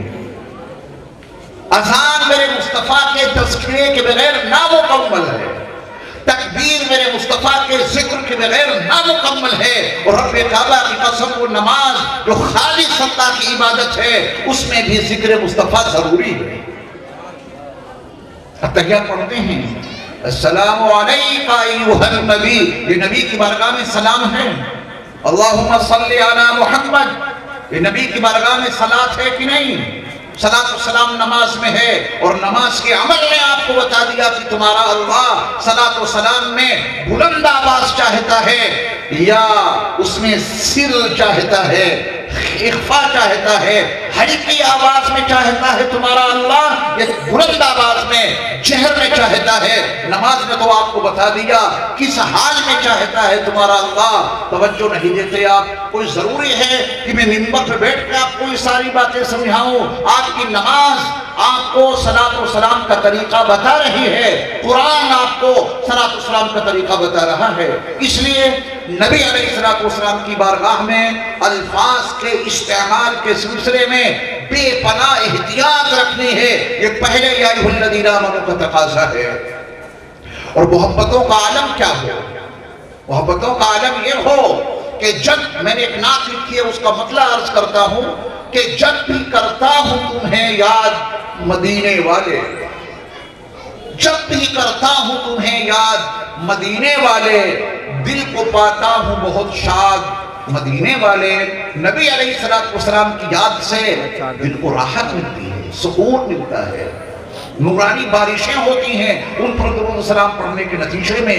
تو نبی علیہ السلام کا مقام، ان کا مرتبہ جب معلوم ہوگا تبھی ہم اور آپ کچھ نیکیاں کر سکتے ہیں۔ مقام مصطفیٰ کو سمجھے بغیر ہماری کوئی عبادت اللہ کی بارگاہ میں مقبول نہیں ہو سکتی۔ آخری یا ایھا الذین آمنوا سن لیجیے، اس کے بعد دعا ہو جائے گی، بہت وقت ہو گیا۔ 90 مرتبہ ہے قرآن مجید میں یا ایھا الذین آمنوا۔ پورے قرآن مجید میں 114 صورتیں ہیں، 86 صورتیں مکی ہیں اور 28 صورتیں مدنی ہیں۔ جو 86 مکی صورتیں ہیں ان میں سے کسی ایک صورت میں ایک مرتبہ بھی یا ایھا الذین آمنوا نہیں آیا ہے۔ 86 صورتوں میں جو مکی ہیں ایک مرتبہ بھی یا ایھا الذین آمنوا نہیں آیا ہے۔ اب اس کی حکمت کیا ہے وہ بتانے کا موقع نہیں۔ 28 جو مدنی صورتیں ہیں ان میں سے صرف 20 صورتوں میں 90 مرتبہ یا ایھا الذین آمنوا آیا ہے۔ مدنی صورتوں میں 28 ہیں، 8 میں نہیں، 20 صورتوں میں 90 مرتبہ یا ایھا الذین آمنوا آیا ہے۔ جس صورت میں آپ کو ایک مرتبہ بھی یا ایھا الذین آمنوا مل جائے تو سمجھ لینا کہ مدنی صورت ہے، یہ مکی صورت ہو ہی نہیں سکتی۔ مدنی صورتوں میں سے ایک صورت ہے، اس کا نام ہے سورۃ التحریم۔ اس کا جو آخری رکوع ہے، آخری رکوع کی پہلی آیت میں اللہ نے ایمان والوں کو آواز دے کر یہ کہا ہے، یہ آخری یا ایھا الذین آمنوا ہے۔ اس کے بعد پھر قرآن میں کہیں یا ایھا الذین آمنوا نہیں آیا ہے۔ 28واں پارہ، آخری سورت، سورۃ التحریم۔ سورۃ التحریم کا آخری رکوع، آخری رکوع کی پہلی آیت یہ آخری یا ایھا الذین آمنوا ہے، اور اللہ نے ہمیں اور آپ کو آواز دے کے کہا ہے یا ایھا الذین آمنوا توبوا الی اللہ توبۃ نصوحا، اے ایمان والو تم اللہ کی بارگاہ میں پکی سچی توبہ کر لو۔ اللہ ہم سب کو توبہ کرنے کی توفیق عطا فرمائے۔ اللہ تعالیٰ کو توبہ کا عمل بہت پسند ہے۔ میرے ایمان والے بھائیوں، کبھی تنہائی میں بیٹھنا اور تنہائی میں بیٹھ کر صرف اتنا سوچ لینا ہمارے بدن میں کتنے پارٹس ہیں۔ اللہ رب العزت نے ہمیں یہ پارٹس دیے ہیں، جب کبھی کسی عضو سے گناہ کا وسوسہ پیدا ہو، من شر الوسواس الخناس الذی یوسوس فی صدور الناس، اگر اس شیطان کی طرف سے کوئی وسوسہ پیدا ہو گناہ کرنے کا، تو میرے ایمان والے بھائیوں تنہائی میں بیٹھ کے سوچ لینا کہ میرے اللہ نے مجھے یہ آنکھ کیوں دی؟ یہ آنکھ کس کو دیکھنے کے لیے دی؟ کیا دیکھیں؟ اور یہ آنکھ بنی کہاں ہے؟ یخلقکم فی بطون امہاتکم خلقا من بعد خلق فی ظلمات ثلاث، تین تاریکیوں میں یکے بعد دیگر ہم نے تمہاری تخلیق کی ہے۔ یہ دیکھنے والی آنکھیں ماں کے رحم میں تین تاریکیوں کے اندر جس نے بنائی ہیں، کوئی مقصد ہوگا ان آنکھوں کے بنانے کا۔ مقصد یہ تھا کہ ان آنکھوں سے اپنے والدین کو احترام کی نگاہ سے دیکھو ثواب ملے گا، ان آنکھوں سے اللہ کی کتاب کو دیکھو ثواب ملے گا، ان آنکھوں سے بیت اللہ کو دیکھو ثواب ملے گا، ان آنکھوں سے حجر اسود کو دیکھو ثواب ملے گا۔ میرے اللہ نے مجھے یہ آنکھیں دی تھی، لیکن آج میرا نفس مجھے آمادہ کر رہا ہے ان آنکھوں سے گناہ کرنے کے لیے۔ میں شیطان اور نفس کی بات نہیں مانوں گا، میں اپنے اللہ کی بات مانوں گا۔ تنہائی نے سوچنا ان کانوں سے، ان کانوں کے پردوں میں کون سے الفاظ ٹکرا رہے ہیں، زبان سے نکلنے والے الفاظ ہوا کے دوش پہ سوار ہو کر آپ کے کانوں کے پردوں سے ٹکرا رہے ہیں۔ مقصد کیا ہے اس کا؟ کیا سننا چاہیے اور کیا نہیں سننا چاہیے؟ مطالبہ تو یہ تھا کہ سوتے سوتے تمہاری زبان اللہ کا ذکر کر رہی ہو، رسول صلی اللہ علیہ وسلم پہ صلاۃ و سلام بھیج رہی ہو، اس حال میں تمہیں سونا ہے۔ لیکن ہمارا حال کیا ہے؟ ہم کس طرح سوتے ہیں؟ موبائل پہ غلیظ پروگرام کو آنکھ دیکھتے دیکھتے بند ہوئی ہے، اور گندے پروگرام کو سنتے سنتے یہ کان اس حال میں نیند آئی ہے۔ اگر اسی حال میں موت آ جائے، جہنم کے علاوہ کون سا ٹھکانہ ہو سکتا ہے؟ میرے ایمان والے بھائیوں، تنہائیوں میں سوچنا اللہ نے یہ سارے پارٹس ہمیں کیوں دیے تھے؟ یہ زبان کس مقصد کے لیے دی تھی؟ یہ ہاتھ کس لیے دیے تھے؟ غریب کی مدد کر دو، یتیم کا سہارا بن جاؤ، محتاجوں مسکینوں بیواؤں کی کوئی مدد کر دو اپنے ان ہاتھوں سے۔ کیا ان ہاتھوں سے کسی کا قتل ہوگا؟ کیا ان ہاتھوں سے موبائل کے گندے پروگرام کو کھولنے کے لیے ان انگلیوں کا استعمال ہوگا؟ اگر اللہ رب العزت کی اس نعمت کو نعمت مانتے ہو تو پھر اس کو صحیح استعمال کرو، اس لیے کہ اگر وہ دینا جانتا ہے، وہ لینا بھی جانتا ہے، وہ دے کر کے بھی آزماتا ہے، وہ لے کر کے بھی آزماتا ہے۔ یہ دیکھتی ہوئی آنکھیں نہ جانے کب پتھرا جائیں، یہ سنتے ہوئے کان نہ جانے کب بہرے ہو جائیں، یہ چلتے ہوئے پیر نہ جانے کب بیکار ہو جائیں، یہ ہاتھوں کی حرکت نہ جانے کب ختم ہو جائے، یہ پہلو میں دھڑکتا ہوا دل نہ جانے کب خاموشی کی نظر ہو جائے، ہماری رگوں میں دوڑتا ہوا لال خون یہ نہ جانے کب پانی بن جائے، اور زندگی کا یہ چراغ نہ جانے کس چوراہے پر بجھ جائے۔ اور اللہ کا حکم ہے وَلَا تَمُوتُنَّ إِلَّا وَأَنْتُمْ مُسْلِمُونَ، تمہیں موت اس حال میں آئے کہ تم مومن ہو اور مسلم ہو۔ کیا اس بات کی گارنٹی ہے کہ آج گناہ کر لیں کل توبہ کریں گے؟ ابھی گندا پروگرام دیکھ لیں صبح توبہ کریں گے؟ کیا اس بات کی گارنٹی ہے کوئی؟ بستر پہ لیٹے ضرور بیدار ہوں گے، نہ جانے کتنے لوگ بستر پہ لیٹتے ہیں صبح اٹھ نہ سکے، بیٹے نے اٹھایا، بیوی نے جگایا، پوتوں نے آوازیں دی، لیکن جانے والا تو دنیا سے چلا گیا۔ اس نیت سے لیٹا تھا کہ ابھی جو گناہ کر رہا ہوں غلیظ اور گندا پروگرام دیکھ کر صبح اٹھ کے میں توبہ کر لوں گا۔ کیا موقع ملا اس کو توبہ کرنے کا؟ قرآن کی آخری آیت جو ہم سے اور آپ سے مخاطب ہے، ہمیں اور آپ کو اللہ نے آواز دی ہے، اور یہ آخری خطاب ہے اللہ کا پرانی ترتیب کے مطابق، یا ایھا الذین آمنوا توبوا الی اللہ توبۃ نصوحا، اے ایمان والو تم اللہ کی بارگاہ میں پکی سچی توبہ کر لو، بس اللہ تعالیٰ ہمیں اور آپ کو نواز دیں گے، مالا مال کر دیں گے۔ انہیں توبہ کا عمل بہت پسند ہے، جو بندے توبہ کرتے ہیں، استغفار کرتے ہیں، اللہ انہیں بہت نوازتا ہے۔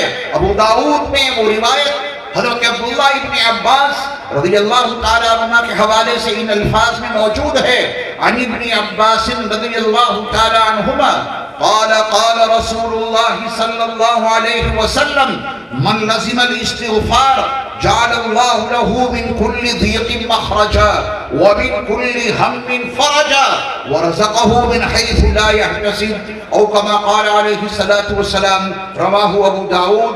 حضرت ابن عباس رضی اللہ تعالی عنہما نبی کریم صلی اللہ علیہ وسلم کا فرمان عالی شان نقل کرتے ہیں کہ آپ علیہ السلام نے فرمایا کہ جس شخص نے اپنے اوپر استغفار کو لازم کر لیا، استغفار اللہ سے مغفرت کی بھیک مانگنا، توبہ کرنا، استغفار، جو شخص اپنے اوپر استغفار کو لازم کر لے، یعنی کثرت کے ساتھ استغفار پڑھا کرے، تمام سلسلوں میں، سلسلہ عالیہ قادریہ ہو، سلسلہ عالیہ چشتیہ ہو، سلسلہ عالیہ نقشبندیہ ہو، سلسلہ عالیہ سہروردیہ ہو، ہر سلسلے میں صبح و شام سالکین کو استغفار کی تاکید کی جاتی ہے، استغفار کرو۔ کیوں؟ اللہ تعالیٰ کو یہی عمل پسند ہے۔ اس حدیث کے تناظر میں دیکھیں، جو شخص اپنے اوپر استغفار کو لازم کر لے۔ ہمارے سلسلہ عالیہ نقشبندیہ کے بہت بڑے بزرگ گزرے ہیں، ان سے کسی صاحب نے پوچھا کہ سلسلہ عالیہ نقشبندیہ کی ترتیب یہ ہے کہ پہلے 100 مرتبہ استغفار پڑھو، اس کے بعد 100 مرتبہ درود شریف پڑھو۔ ان کا سوال یہ تھا اگر میں ترتیب الٹ کروں، پہلے 100 مرتبہ درود شریف پڑھ لوں اور پھر 100 مرتبہ استغفار پڑھوں، اس میں کوئی حرج تو نہیں؟ ابھی کوئی شرعی مسئلہ نہیں ہے، یہ تصوف کی زبان میں سمجھائیں گے ان کو وہ شیخ کہ پہلے میں 100 مرتبہ درود شریف پڑھ لوں، اس کے بعد 100 مرتبہ استغفار پڑھوں، کوئی حرج تو نہیں؟ ترتیب کیا ہے؟ پہلے 100 مرتبہ استغفار پڑھو، اس کے بعد 100 مرتبہ درود شریف پڑھو۔ اس کے برعکس کا سوال کیا، جو شیخ کا جواب ہے وہ سونے کے پانی سے لکھنے کے قابل ہے۔ شیخ نے فرمایا جب تمہارے کپڑے گندے ہوتے ہیں تو پہلے عطر لگاتے ہو پھر دھوتے ہو، پہلے عطر لگاتے ہو پھر دھوتے ہو، یا پہلے دھوتے ہو پھر عطر لگاتے ہو؟ اب مدن پور خادر والے پتہ نہیں یہ بات سمجھے کہ نہیں سمجھے، سمجھ گئے؟ بھئی اگر آپ کے کپڑے گندے ہیں تو پہلے عطر لگائیں گے یا دھوئیں گے؟ دھوئیں گے۔ دھونے کے بعد جب کپڑا صاف ستھرا ہو جائے گا تبھی تو آپ عطر لگائیں گے۔ سلسلہ عالیہ نقشبندیہ میں پہلے 100 مرتبہ استغفار رکھا اسی لیے گیا ہے، 100 مرتبہ استغفار پڑھو، اپنے قلب کی صفائی کرو، 100 مرتبہ استغفار پڑھو، اپنے نفس کی صفائی کرو، 100 مرتبہ استغفار پڑھو، اپنی روح کا تصفیہ کرو، تزکیہ کرو۔ جب صاف ہو جاؤ تو پھر درود شریف کا عطر اپنے اوپر لگاؤ، اللہم صلی علی سیدنا محمد وعلی آل سیدنا محمد مبارک وسلم۔ تو استغفار کا عمل ہمارے اللہ کو بہت پسند ہے، توبہ انہیں بہت پسند ہے۔ نبی صلی اللہ علیہ وسلم نے فرمایا کہ جو شخص اپنے اوپر استغفار کو لازم کر لے اللہ اس کو 3 انعام عطا کرتا ہے۔ پہلا انعام یہ ہے اگر وہ تنگیوں میں گھر گیا تو اللہ استغفار کی برکت سے اسے تنگیوں سے نکال دیتا ہے۔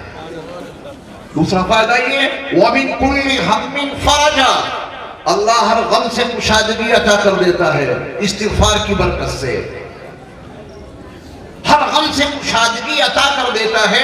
اس کا آسان ترجمہ میں آپ کو بتایا دیتا ہوں، اللہ آپ کو استغفار کی برکت سے ٹینشن فری کر دے گا، یہ اس کا آسان ترجمہ ہے۔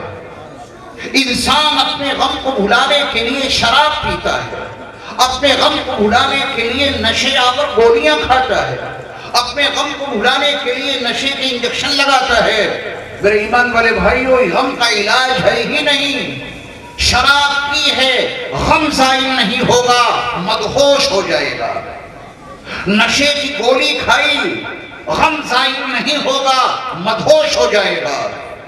نشے کا انجیکشن لگایا، غم زائل نہیں ہوگا، بے ہوش ہو جائے گا، اور جیسے ہی اس کی مدہوشی ختم ہوگی، جیسے ہی اس کی بے ہوشی ختم ہوگی، تو پھر غم کے بادل اس کے دل اور دماغ پہ منڈلانے لگیں گے۔ کروڑوں درود و سلام، کروڑوں درود و سلام ہوں نبی آخر الزمان حضرت محمد صلی اللہ علیہ وسلم پر کہ آپ نے غم کا علاج بتا دیا انسانوں کو۔ انسانوں تم استغفار کیا کرو کثرت سے، یہ تمہارے غم کا علاج ہے۔ یہ شراب اور یہ اس کی گولیاں اور شراب اور نشے کے انجیکشن یہ تمہارے غم کا علاج نہیں ہے۔ وَمِن كُلِّ هَمٍّ فَرَجًا، اللہ استغفار کی برکت سے تمہیں ٹینشن فری کر دے گا۔ اگر آپ کسی ٹینشن میں پھنسے ہوئے ہیں، اگر آپ کسی ذہنی الجھن کے شکار ہیں، نبی کا یہ نسخہ کیوں نہیں اپناتے؟ استغفار کثرت سے صبح و شام کیوں نہیں کرتے؟ اللہ اس کی برکت سے آپ کے غم کو زائل کر دے گا۔ اور تیسرا بڑا فائدہ نبی صلی اللہ علیہ وسلم نے استغفار کا یہ بھی تو بتایا ہے، وَرَزَقَهُ مِنْ حَيْثُ لَا يَحْتَسِبُ، جہاں سے آپ کا وہم و گمان نہیں ہو سکتا، جہاں سے آپ سوچ نہیں سکتے، جس کا آپ تصور نہیں کر سکتے، ان مقامات سے اللہ آپ کو استغفار کی برکت سے روزی عطا کرے گا۔ پاک روزی، حلال طیب روزی ان مقامات سے ملے گی جہاں کے بارے میں آپ سوچ نہیں سکتے، تصور نہیں کر سکتے۔ یہ تین بڑے اہم فائدے ہیں۔ یا ایھا الذین آمنوا توبوا الی اللہ توبۃ نصوحا، اے ایمان والو تم اللہ کی بارگاہ میں پکی سچی توبہ کیا کرو۔ اور توبہ کے جو تین بنیادی ارکان ہیں وہ بھی ذہن میں رکھیے گا۔ سب سے پہلے اس برے کام میں شرمندہ ہو جائیں جو ہم نے کیا ہے، برا کام کیا ہے، شرمندگی ہو۔ اللہ کا قانون توڑا ہے، اللہ سے معافی مانگو، یہ اس کا دوسرا رکن ہے۔ اور آئندہ نہ کرنے کا پختہ ارادہ ہو، وہ دلوں کے حال کو خوب جانتا ہے۔ آئندہ نہ کرنے کا عزم مصمم ہو، پختہ ارادہ ہو کہ آئندہ یہ گناہ کا کام نہیں کروں گا، اللہ اس توبہ کو قبول کر لے گا۔ اور پھر ہو جائے تو اللہ کا حکم ہے، قُلْ يَا عِبَادِيَ الَّذِينَ أَسْرَفُوا عَلَىٰ أَنفُسِهِمْ لَا تَقْنَطُوا مِن رَحْمَةِ اللَّهِ يَغْفِرُ الذُّنُوبَ جَمِيعًا إِنَّهُ هُوَ الْغَفُورُ الرَّحِيمُ۔ کبھی مایوس نہ ہونا کہ ایک مرتبہ توبہ کی تھی اور پھر ہم سے وہ گناہ سرزد ہو گیا، نہیں معلوم ہمارا اللہ ہماری توبہ کو قبول کرے گا یا نہیں، ضرور قبول کرے گا تمہارا اللہ، ہمارا اللہ، کیونکہ وہ بہت غفور الرحیم ہیں، وہ سارے گناہوں کو معاف کر دیں گے۔ اللہ تعالیٰ مجھے اور آپ کو کہنے سننے سے کہیں زیادہ عمل کی توفیق عطا فرمائے۔ ایک بار پھر میں دل کی گہرائیوں سے حضرت مولانا مفتی عبدالغفار صاحب دامت برکاتہ العالیہ کو مبارکباد پیش کرتا ہوں، جن کی سعی پیہم اور جہد مسلسل کے نتیجے میں الحمدللہ قرآن مجید کی تفسیر مکمل ہوئی۔ جہاں کہیں قرآن کا درس ہو، جہاں کہیں قرآن پاک کی بات کی جائے تو طالب علم بن کر وہاں پہنچا کریں۔ اللہ کی بات دلوں میں اترے گی، ہمارے دلوں کو متاثر کرے گی، ہمارا مزاج بدلے گا اور ہم اللہ کی عبادت اور رسول کی اطاعت اور مخلوق کی خدمت کرنے والے بن جائیں گے انشاءاللہ۔ حضرت اقبال کے شعر پہ میں اپنی گفتگو کو ختم کیے دیتا ہوں۔ بہت اہم شعر ہے اقبال کا کہ حضور، بہت توجہ سے سنیے گا، پورا پیغام اسی میں موجود ہے۔ حضور دہر میں آسودگی نہیں ملتی، حضور دہر میں آسودگی نہیں ملتی، تلاش جس کی ہے وہ زندگی نہیں ملتی۔ اسلام کا ایک مطلوب انسان ہے، ہر طرح کا انسان نہیں، اسلام ایک مطلوب انسان ہے، اس کا کس انداز کا انسان اسلام کو چاہیے۔ اقبال کہتے ہیں کہ حضور دہر میں آسودگی نہیں ملتی، تلاش جس کی ہے وہ زندگی نہیں ملتی، ہزاروں لالہ و گل ہیں ریاض ہستی میں، کبھی کس چیز کی، جتنے ملک آپ کے ہیں پورے ورلڈ میں کسی کے ہیں اتنے ملک جتنے آپ کے ہیں، جتنے قدرتی خزانے ہیں 65% خزانوں پر، 65% قدرتی خزانوں پر آپ کا قبضہ ہے، سب کچھ دے رکھا ہے انہوں نے۔ نالاقی ہم کرتے ہیں، ناشکرے ہم ہو گئے، بے صبرے ہم ہو گئے، کبھی کسی چیز کی نہیں ہے۔ حضور دہر میں آسودگی نہیں ملتی، تلاش جس کی ہے وہ زندگی نہیں ملتی. ہزاروں لالو گل ہیں ریاض ہستی میں، وفا کی جس میں ہو بو وہ کلی نہیں ملتی. ہم نے وفاداری چھوڑ دی. نہ ہم اللہ سے وفاداری کرتے ہیں، نہ ہم رسول اللہ سے وفاداری کرتے ہیں، نہ ہم کتاب اللہ سے وفاداری کرتے ہیں، نہ ہم بیت اللہ سے وفاداری کرتے ہیں. ہر جگہ بغاوت کے انداز ہیں. تو کچھ ملے تو کیسے ملے؟ اللہ ہم سب کو وفادار بنا دے. آئیے مفتی صاحب کیا نظام ہے آگے کا؟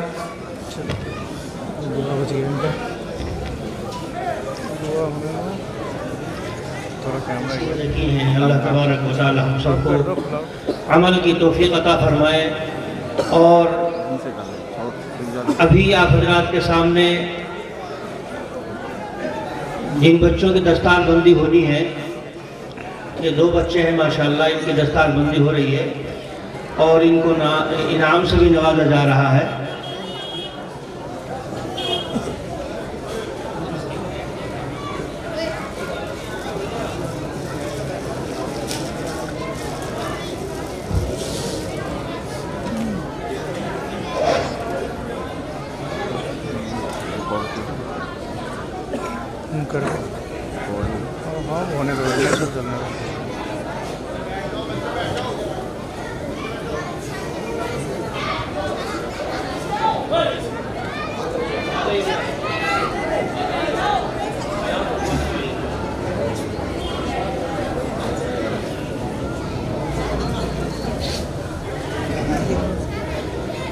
ماشاءاللہ یہ بچے حافظ قرآن ہوئے ہیں.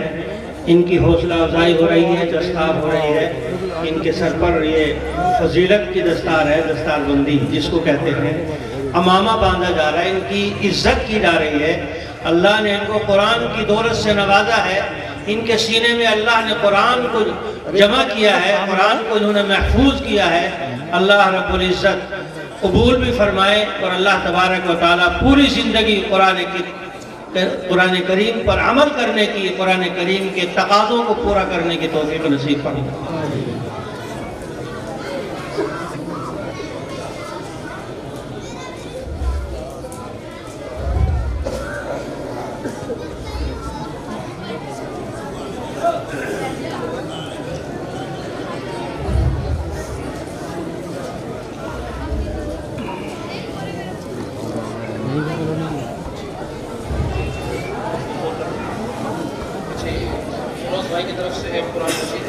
یہ فیروز بھائی کی طرف سے ان کی حوصلہ افزائی کے لیے ایک قرآن کریم اور کپڑے دیے جا رہے ہیں.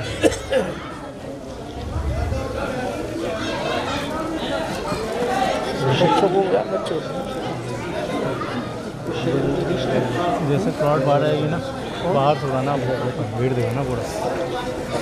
اس کے بعد بھائی شہزاد صاحب کی طرف سے حوصلہ افزائی کی جا رہی ہے 500 روپے سے اور ایک جوڑی کپڑے سے.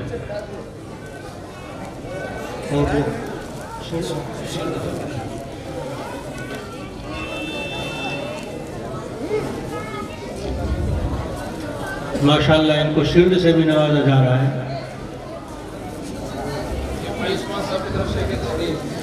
ماشاءاللہ ماشاءاللہ سبحان اللہ، اللہ قبول فرمائے.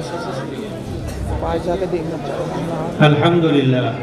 بھائی حضرت صاحب کی طرف سے ایک پیغام ہے یہ، اور بلکہ اس کو سائڈ کرنے کی کون ہے؟ اچھا، منت بھائی کی طرف سے 500 روپے سے حوصلہ افزائی ہو رہی ہے بچوں کی ماشاءاللہ. تو حضرت مفتی صاحب کی طرف سے یہ ہے کہ مسجد میں جن حضرات نے پابندی کے ساتھ درس قرآن میں شرکت کی ہے اور تفسیر کو مکمل پابندی کے ساتھ سنا ہے، ان کی بھی حوصلہ افزائی کی جا رہی ہے.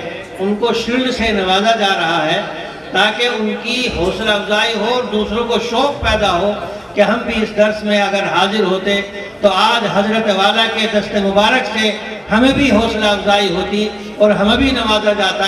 خیر کوئی بات نہیں، بعد میں انشاءاللہ حضرت سے درخواست کر لیں گے. آپ حضرات اگر مکمل شرکت کریں گے تو انشاءاللہ آئندہ آپ حضرات کو بھی نوازا جائے گا. بہرحال یہ بہت ہی خوش قسمتی کی بات ہے اور حوصلہ افزائی کی بات ہے کہ جن حضرات نے درس قرآن میں پابندی کے ساتھ شرکت کی ہے ان کی شیلڈ کے ذریعے سے حوصلہ افزائی ہو رہی ہے.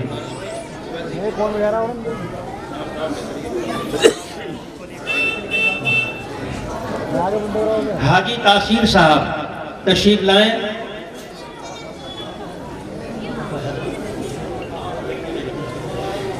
لو لو لو. حاجی الیاس صاحب، حاجی الیاس صاحب تشریف لائیں. آپ ادھر چلیں. حاجی تاثیر صاحب حضرت والا سے اپنا انعام لے لیں. حاجی الیاس صاحب. انور علی بھائی، انور علی. ماسٹر ارشد علی صاحب ماشاءاللہ. محمد ابرار بھائی. آزاد غازی آباد، آزاد غازی ماشاءاللہ، آزاد غازی. ماسٹر شمس الدین صاحب ماشاءاللہ سبحان اللہ. ماسٹر شمس الدین صاحب. محمد ہارون صاحب، محمد ہارون صاحب.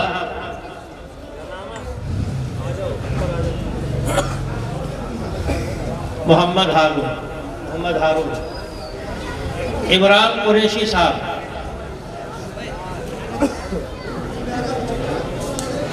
عمران قریشی صاحب.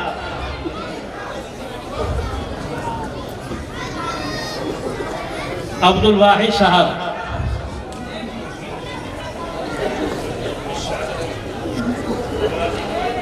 محمد ارشاد. محمد انصار صاحب.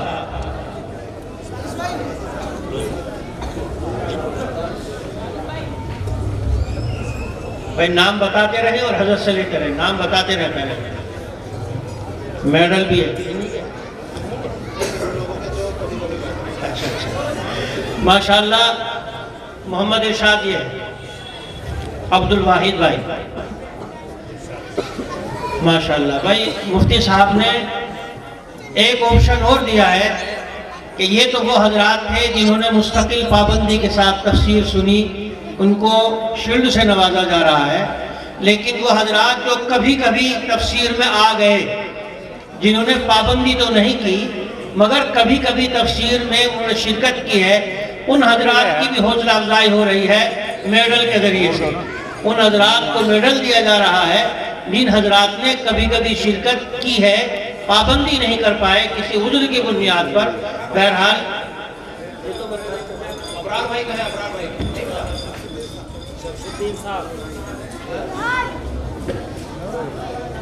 ابرار بھائی یہ والے تم نہیں ملا. وہ بدل جائے اگر بدلے، اگر نام کسی کا بدلا گیا ہو تو وہ بدل دیا. جی جی تفسیر میں بدل لیں گے. عمران قریشی. ارے وہ چچا عبدالرشید صاحب جو کہ انتقال ہو گیا. عبدالرشید قریشی صاحب. عبدالرشید قریشی صاحب کے صاحبزادے ہیں عمران قریشی. اگر ہو تو آ جائیں. ارے حافظ جی تم چلے آؤ. میڈل کے لیے نسیم بھائی، بھائی نسیم صاحب. میڈل کے لیے بھائی نسیم صاحب. ایک ایک ایک ایک ایک ایک دیتے رہو. ایک ایک دیتے رہو. صاحب آپ ایک ایک دیتے رہو. اس میں نکال کے ایک ایک دیتے رہو. نہیں اس میں نام تو ہی بول رہے ہیں.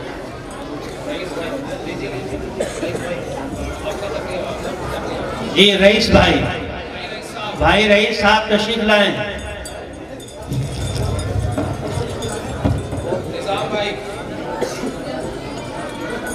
کہاں ہے؟ نظام بھائی، فیروز بھائی، نواب بھائی، نفیس بھائی.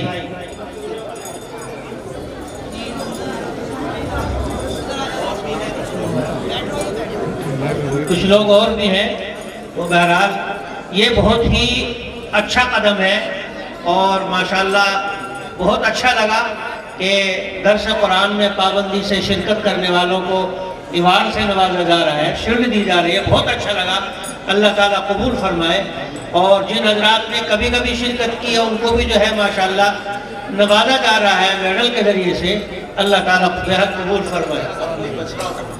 جو بیٹھا ہے اس کا نام کوئی ساتھی اگر ایسا ہو جس کا نام نہیں آیا اور انہوں نے پابندی کی ہے یہ کبھی کبھی آیا ہے تو وہ بلا جھجک حضرت مفتی صاحب کے پاس آ جائے اور اپنا نام بتا دے اور اپنا انعام حاصل کر لے.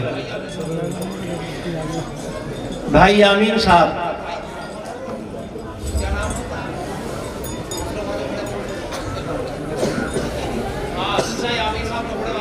کپڑے والے یامین صاحب بھی ہیں جی, وہ بھی تشریف لائے.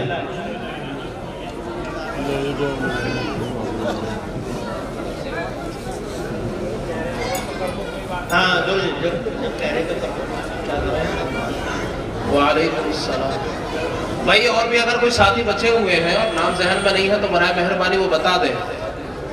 جنہوں نے شرکت کی ہے اور ہمیں یاد نہیں ہے, ذہن میں نہیں ہے, یہ لکھا نہیں ہے, تو برائے مہربانی وہ بتا دیں. بھائی شکل تو ذہن میں ہے لیکن نام ذہن میں نہیں ہے. پتہ تو چل جائے گا گڑبڑی کون کر رہا ہے.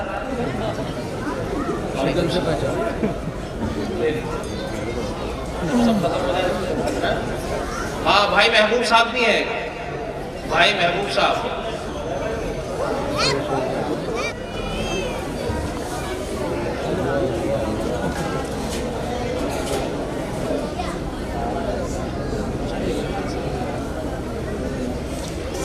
بڑھیا ادھر آ بیٹا.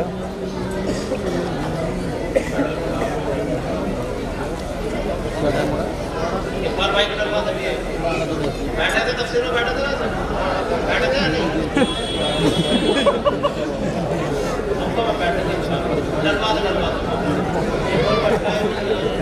اور کوئی بچ رہا ہے جو بچ رہا ہے اسے بنا دیں گے. کوئی حاجت نہیں ہے تو مجھے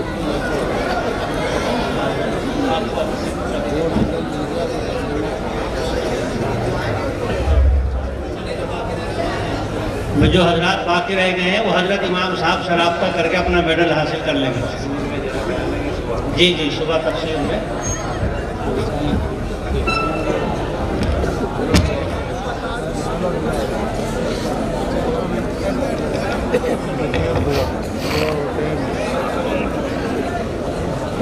حضرات محترم, اب اللہ سے کچھ مانگنے کا وقت آیا ہے.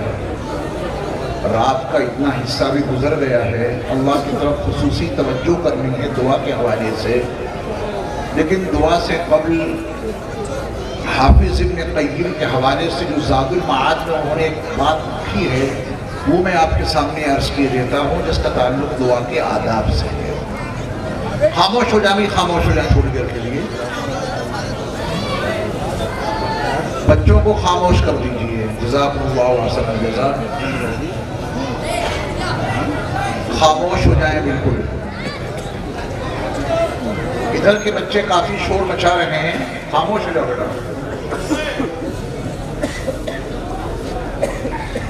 بڑے بھیا حافظ ابن قیم نے زاد المعاد میں 4 قبلے بتائے ہیں.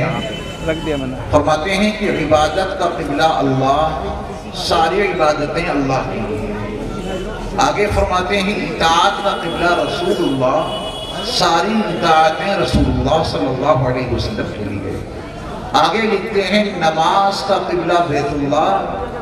دنیا کے کسی بھی خطے میں اور حصے میں ہو, نماز ادا کرنی ہے تو اپنا چہرہ قبلے کی طرف رکھنا ہی ہوگا, کیونکہ نماز کا قبلہ بیت اللہ ہے.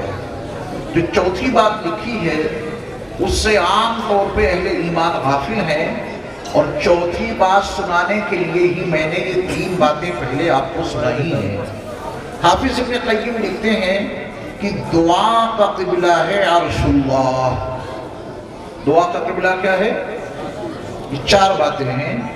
عبادت کا قبلہ اللہ, اطاعت کا قبلہ رسول اللہ, نماز کا قبلہ بیت اللہ, دعا کا قبلہ عرش اللہ.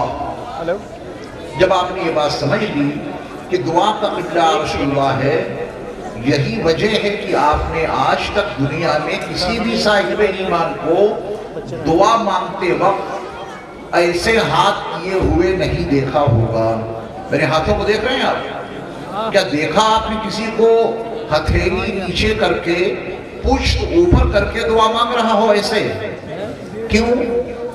یہ بولیے غلط ہے۔ ایسے دعا مانگتے ہوئے آپ نے کسی کو کیوں نہیں دیکھا؟ یہ غلط ہے۔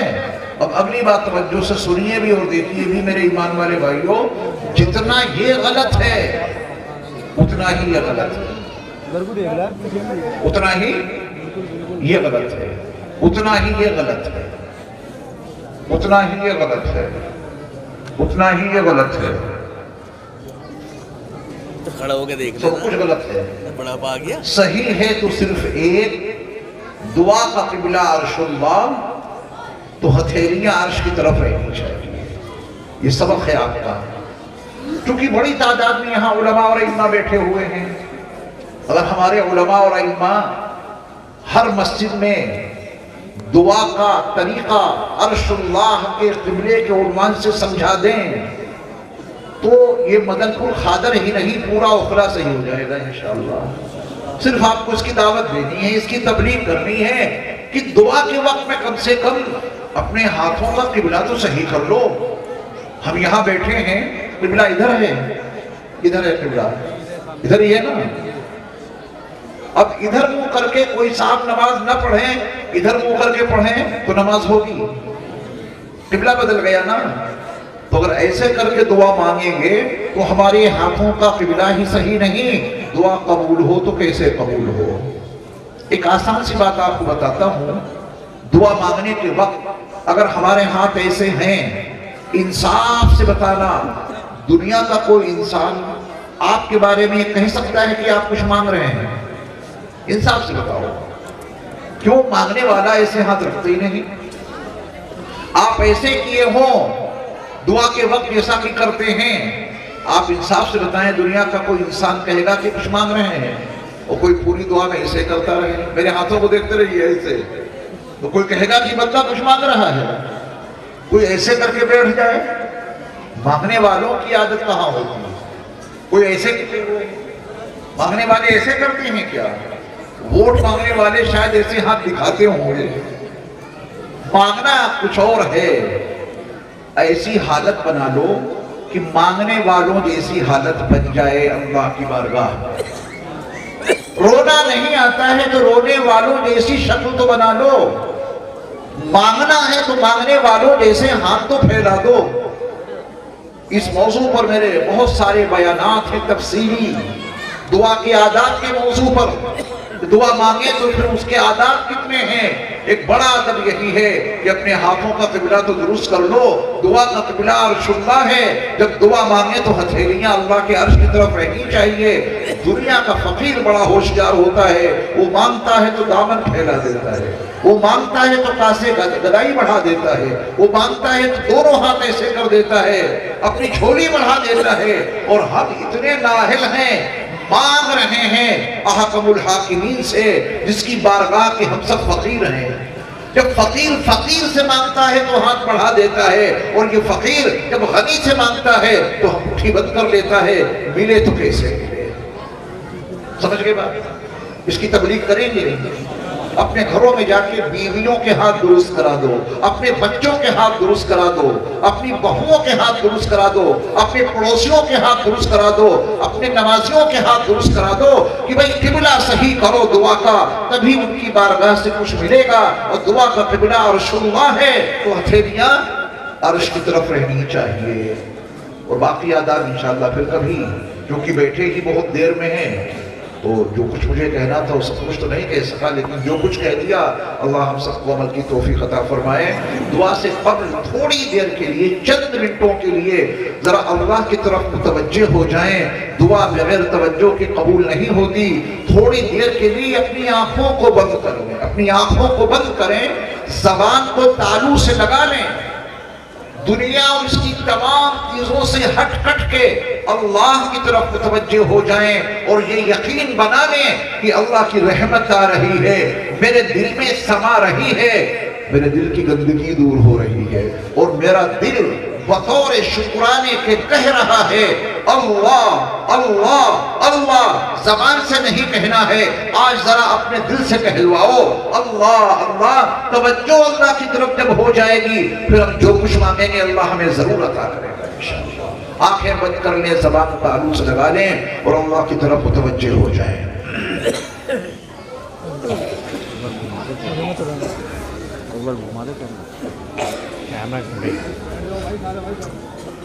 اسٹینڈ سے اتار دو کیا؟ اسٹینڈ سے اتار دو۔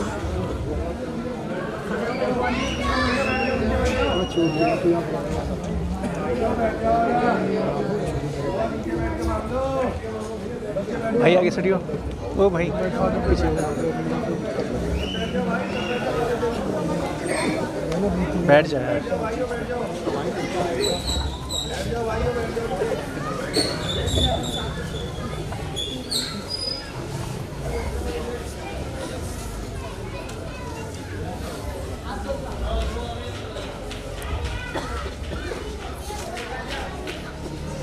لا الہ الا اللہ محمد رسول اللہ صلی اللہ علیہ وسلم۔ اللہم صلی علی سیدنا و مولانا محمد وعلی آل سیدنا و مولانا محمد وبارک وسلم۔ یا اللہ ہمارے گناہوں کو معاف فرما دیجیے۔ اللہ ان کے سامنے کیا منہ لے کے جائیں، شرمندگی کا ہی سامنا کرنا پڑے گا۔ یا اللہ ہمیں معاف فرما دیجیے، تمام گناہوں کو معاف فرما دیجیے، تمام کبیرہ صغیرہ گناہوں کو معاف فرما دیجیے۔ دن کے اچھالوں میں، رات کی تاریکیوں میں، خلوتوں میں، جلوتوں میں یا اللہ جتنے بھی گناہ ہم سے سرزد ہوئے ہیں یا اللہ سارے گناہوں کو معاف فرما دیجیے۔ یا اللہ ہم سب کو اپنے دین کی خدمت کے لیے قبول فرما دیجیے۔ یا اللہ یہ آپ نے قرآن مجید ہماری ہدایت کے لیے، ہماری نصیحت کے لیے نازل فرمایا، اور یہ ہم خود اپنے اوپر جس کو جاننے کی کوشش نہیں کرتے، یا اللہ ہمارے اس جرم عظیم کو معاف فرما دیجیے اور اپنے قرآن کا فہم ہمیں عطا کر دیجیے، اپنے قرآن کی سمجھ ہمیں عطا کر دیجیے، اپنے قرآن کا شعور ہمیں عطا کر دیجیے۔ ہمیں ان مجلسوں میں شوق و ذوق کے ساتھ حاضر ہونے کی توفیق عطا فرما دیجیے جن مجلسوں میں آپ کا قرآن سمجھایا جاتا ہے، جن محفلوں میں آپ کا قرآن سکھایا جاتا ہے، یا اللہ ان محفلوں میں شریک ہونے کی توفیق عطا فرما دیجیے۔ یا اللہ اس مجلس میں جتنے احباب موجود ہیں سب پر نظر کرم ڈال دیجیے، سب پر نظر رحم ڈال دیجیے، سب کو اپنا مقبول بندہ بنا لیجیے۔ یا اللہ زندگی کے جتنے دن باقی ہیں اور زندگی کے جتنے سانس باقی ہیں یا اللہ ان ایام میں اور ان سانسوں میں اپنی عبادت اور اپنے محبوب نبی کی اطاعت اور اپنی مخلوق کی خدمت کا موقع اور جذبہ ہم سب کو عطا کر دیجیے۔ یا اللہ جو بیمار ہیں ان کو شفا عطا فرمائیے، جو پریشان حال ہیں ان کی پریشانیوں کو دور فرما دیجیے۔ یا اللہ جو مقروض ہیں ان کے قرضوں کی ادائیگی کے لیے تمام اسباب غیب سے مہیا فرما دیجیے۔ یا اللہ جو بے نکاح ہیں ان کے لیے غیب سے مناسب جوڑوں کا انتظام فرما دیجیے۔ یا اللہ جو بے اولاد ہیں ان کو نیک اور صالح اولاد عطا فرمائیے، اور جن کی اولاد نافرمانی پر آمادہ ہے یا اللہ ان کی اولاد کو فرما بردار بنا دیجیے، ان کی اولاد کو ان کی آنکھوں کا نور اور دل کا سرور بنا دیجیے۔ یا اللہ جن احباب نے ہم سے دعاؤں کے لیے کہا ہے یا لکھا ہے یا ان کا ہم پر حق ہے یا وہ ہم سے توقع رکھتے ہیں، میرے مولا ان کی تمام جائز مرادوں کو غیب سے پورا فرما دیجیے۔ یا اللہ حرمین شریفین اور مسجد اقصی کی حفاظت فرما دیجیے۔ یا اللہ تمام مساجد، تمام مدارس اور تمام مراکز اسلامیہ اور تمام خانقاہوں کی حفاظت فرما دیجیے۔ یا اللہ عالم اسلام کا تحفظ فرما دیجیے۔ میرے مولا امت مسلمہ کو عروج عطا فرمائیے۔ یا اللہ ہمارے ملک کی بھی حفاظت فرمائیے۔ یا اللہ یہاں کے چپے چپے پہ، یہاں کے خطے خطے، گوشے گوشے پہ امن و امان برپا کر دیجیے۔ یا اللہ تمام طرح کی نفرتوں سے ہمارے ملک کو پاک کر دیجیے۔ یا اللہ ہمیں ایک دوسرے کے ساتھ محبتوں کے ساتھ پیار کے ساتھ رہنے کی توفیق عطا فرمائیے۔ یا اللہ ہر طرح کے اختلاف اور انتشار سے ہماری حفاظت فرمائیے۔ ہم سب کو اتحاد اور اتفاق کے ساتھ زندگی گزارنے کی توفیق عطا فرمائیے۔ یا اللہ ہم سب کو ایمان پر خاتمہ نصیب فرمائیے۔ قبر کے تمام سوالوں کا جواب ہم سب کے لیے آسان فرما دیجیے۔ یا اللہ اپنے محبوب نبی صلی اللہ علیہ وسلم کی زیارت اور آپ علیہ السلام کی شفاعت سے ہم سب کو مالا مال کر دیجیے۔ یا الہی اپنے محبوب نبی صلی اللہ علیہ وسلم کے نورانی ہاتھوں سے ہم سب کو جام کوثر عطا فرمائیے۔ یا اللہ یہ دینی ادارہ جس کے اندر یہ 2 بچے حافظ قرآن ہوئے ہیں، یا اللہ ان بچوں کو مزید علوم اسلامیہ کے لیے قبول فرما لیجیے، ان کے اساتذہ کو دونوں جہان کی سعادتیں عطا فرمائیے، اس ادارے کے محتمم اور منتظم اور جملہ معاونین کی جان مال عزت آبرو کی حفاظت فرمائیے، یا اللہ اس ادارے کی اور جملہ دینی مدارس کی غیب سے مدد فرمائیے، یا اللہ جن احباب نے ہم سے دعاؤں کے لیے کہا ہے یا لکھا ہے یا ان کا ہم پر حق ہے یا وہ ہم سے توقع رکھتے ہیں، میرے مولا ان کی تمام جائز مرادوں کو غیب سے پورا فرما دیجیے، یا اللہ حضرت مولانا مفتی عبدالغفار صاحب آپ کے قرآن مجید کی تفسیر اور اس کی تفہیم اور اس کی تشریح کے لیے کوشاں ہیں، یا اللہ ان کا ایک دور مکمل بھی ہو گیا ہے، یا اللہ مزید تفسیر کے لیے ان کو قبول فرما لیجیے، جو احباب ان کے درس میں بیٹھتے ہیں یا دیگر مفسرین کے حلقہ درس میں شامل ہوتے ہیں، یا اللہ سب کو دونوں جہان کی سعادتیں عطا فرما دیجیے۔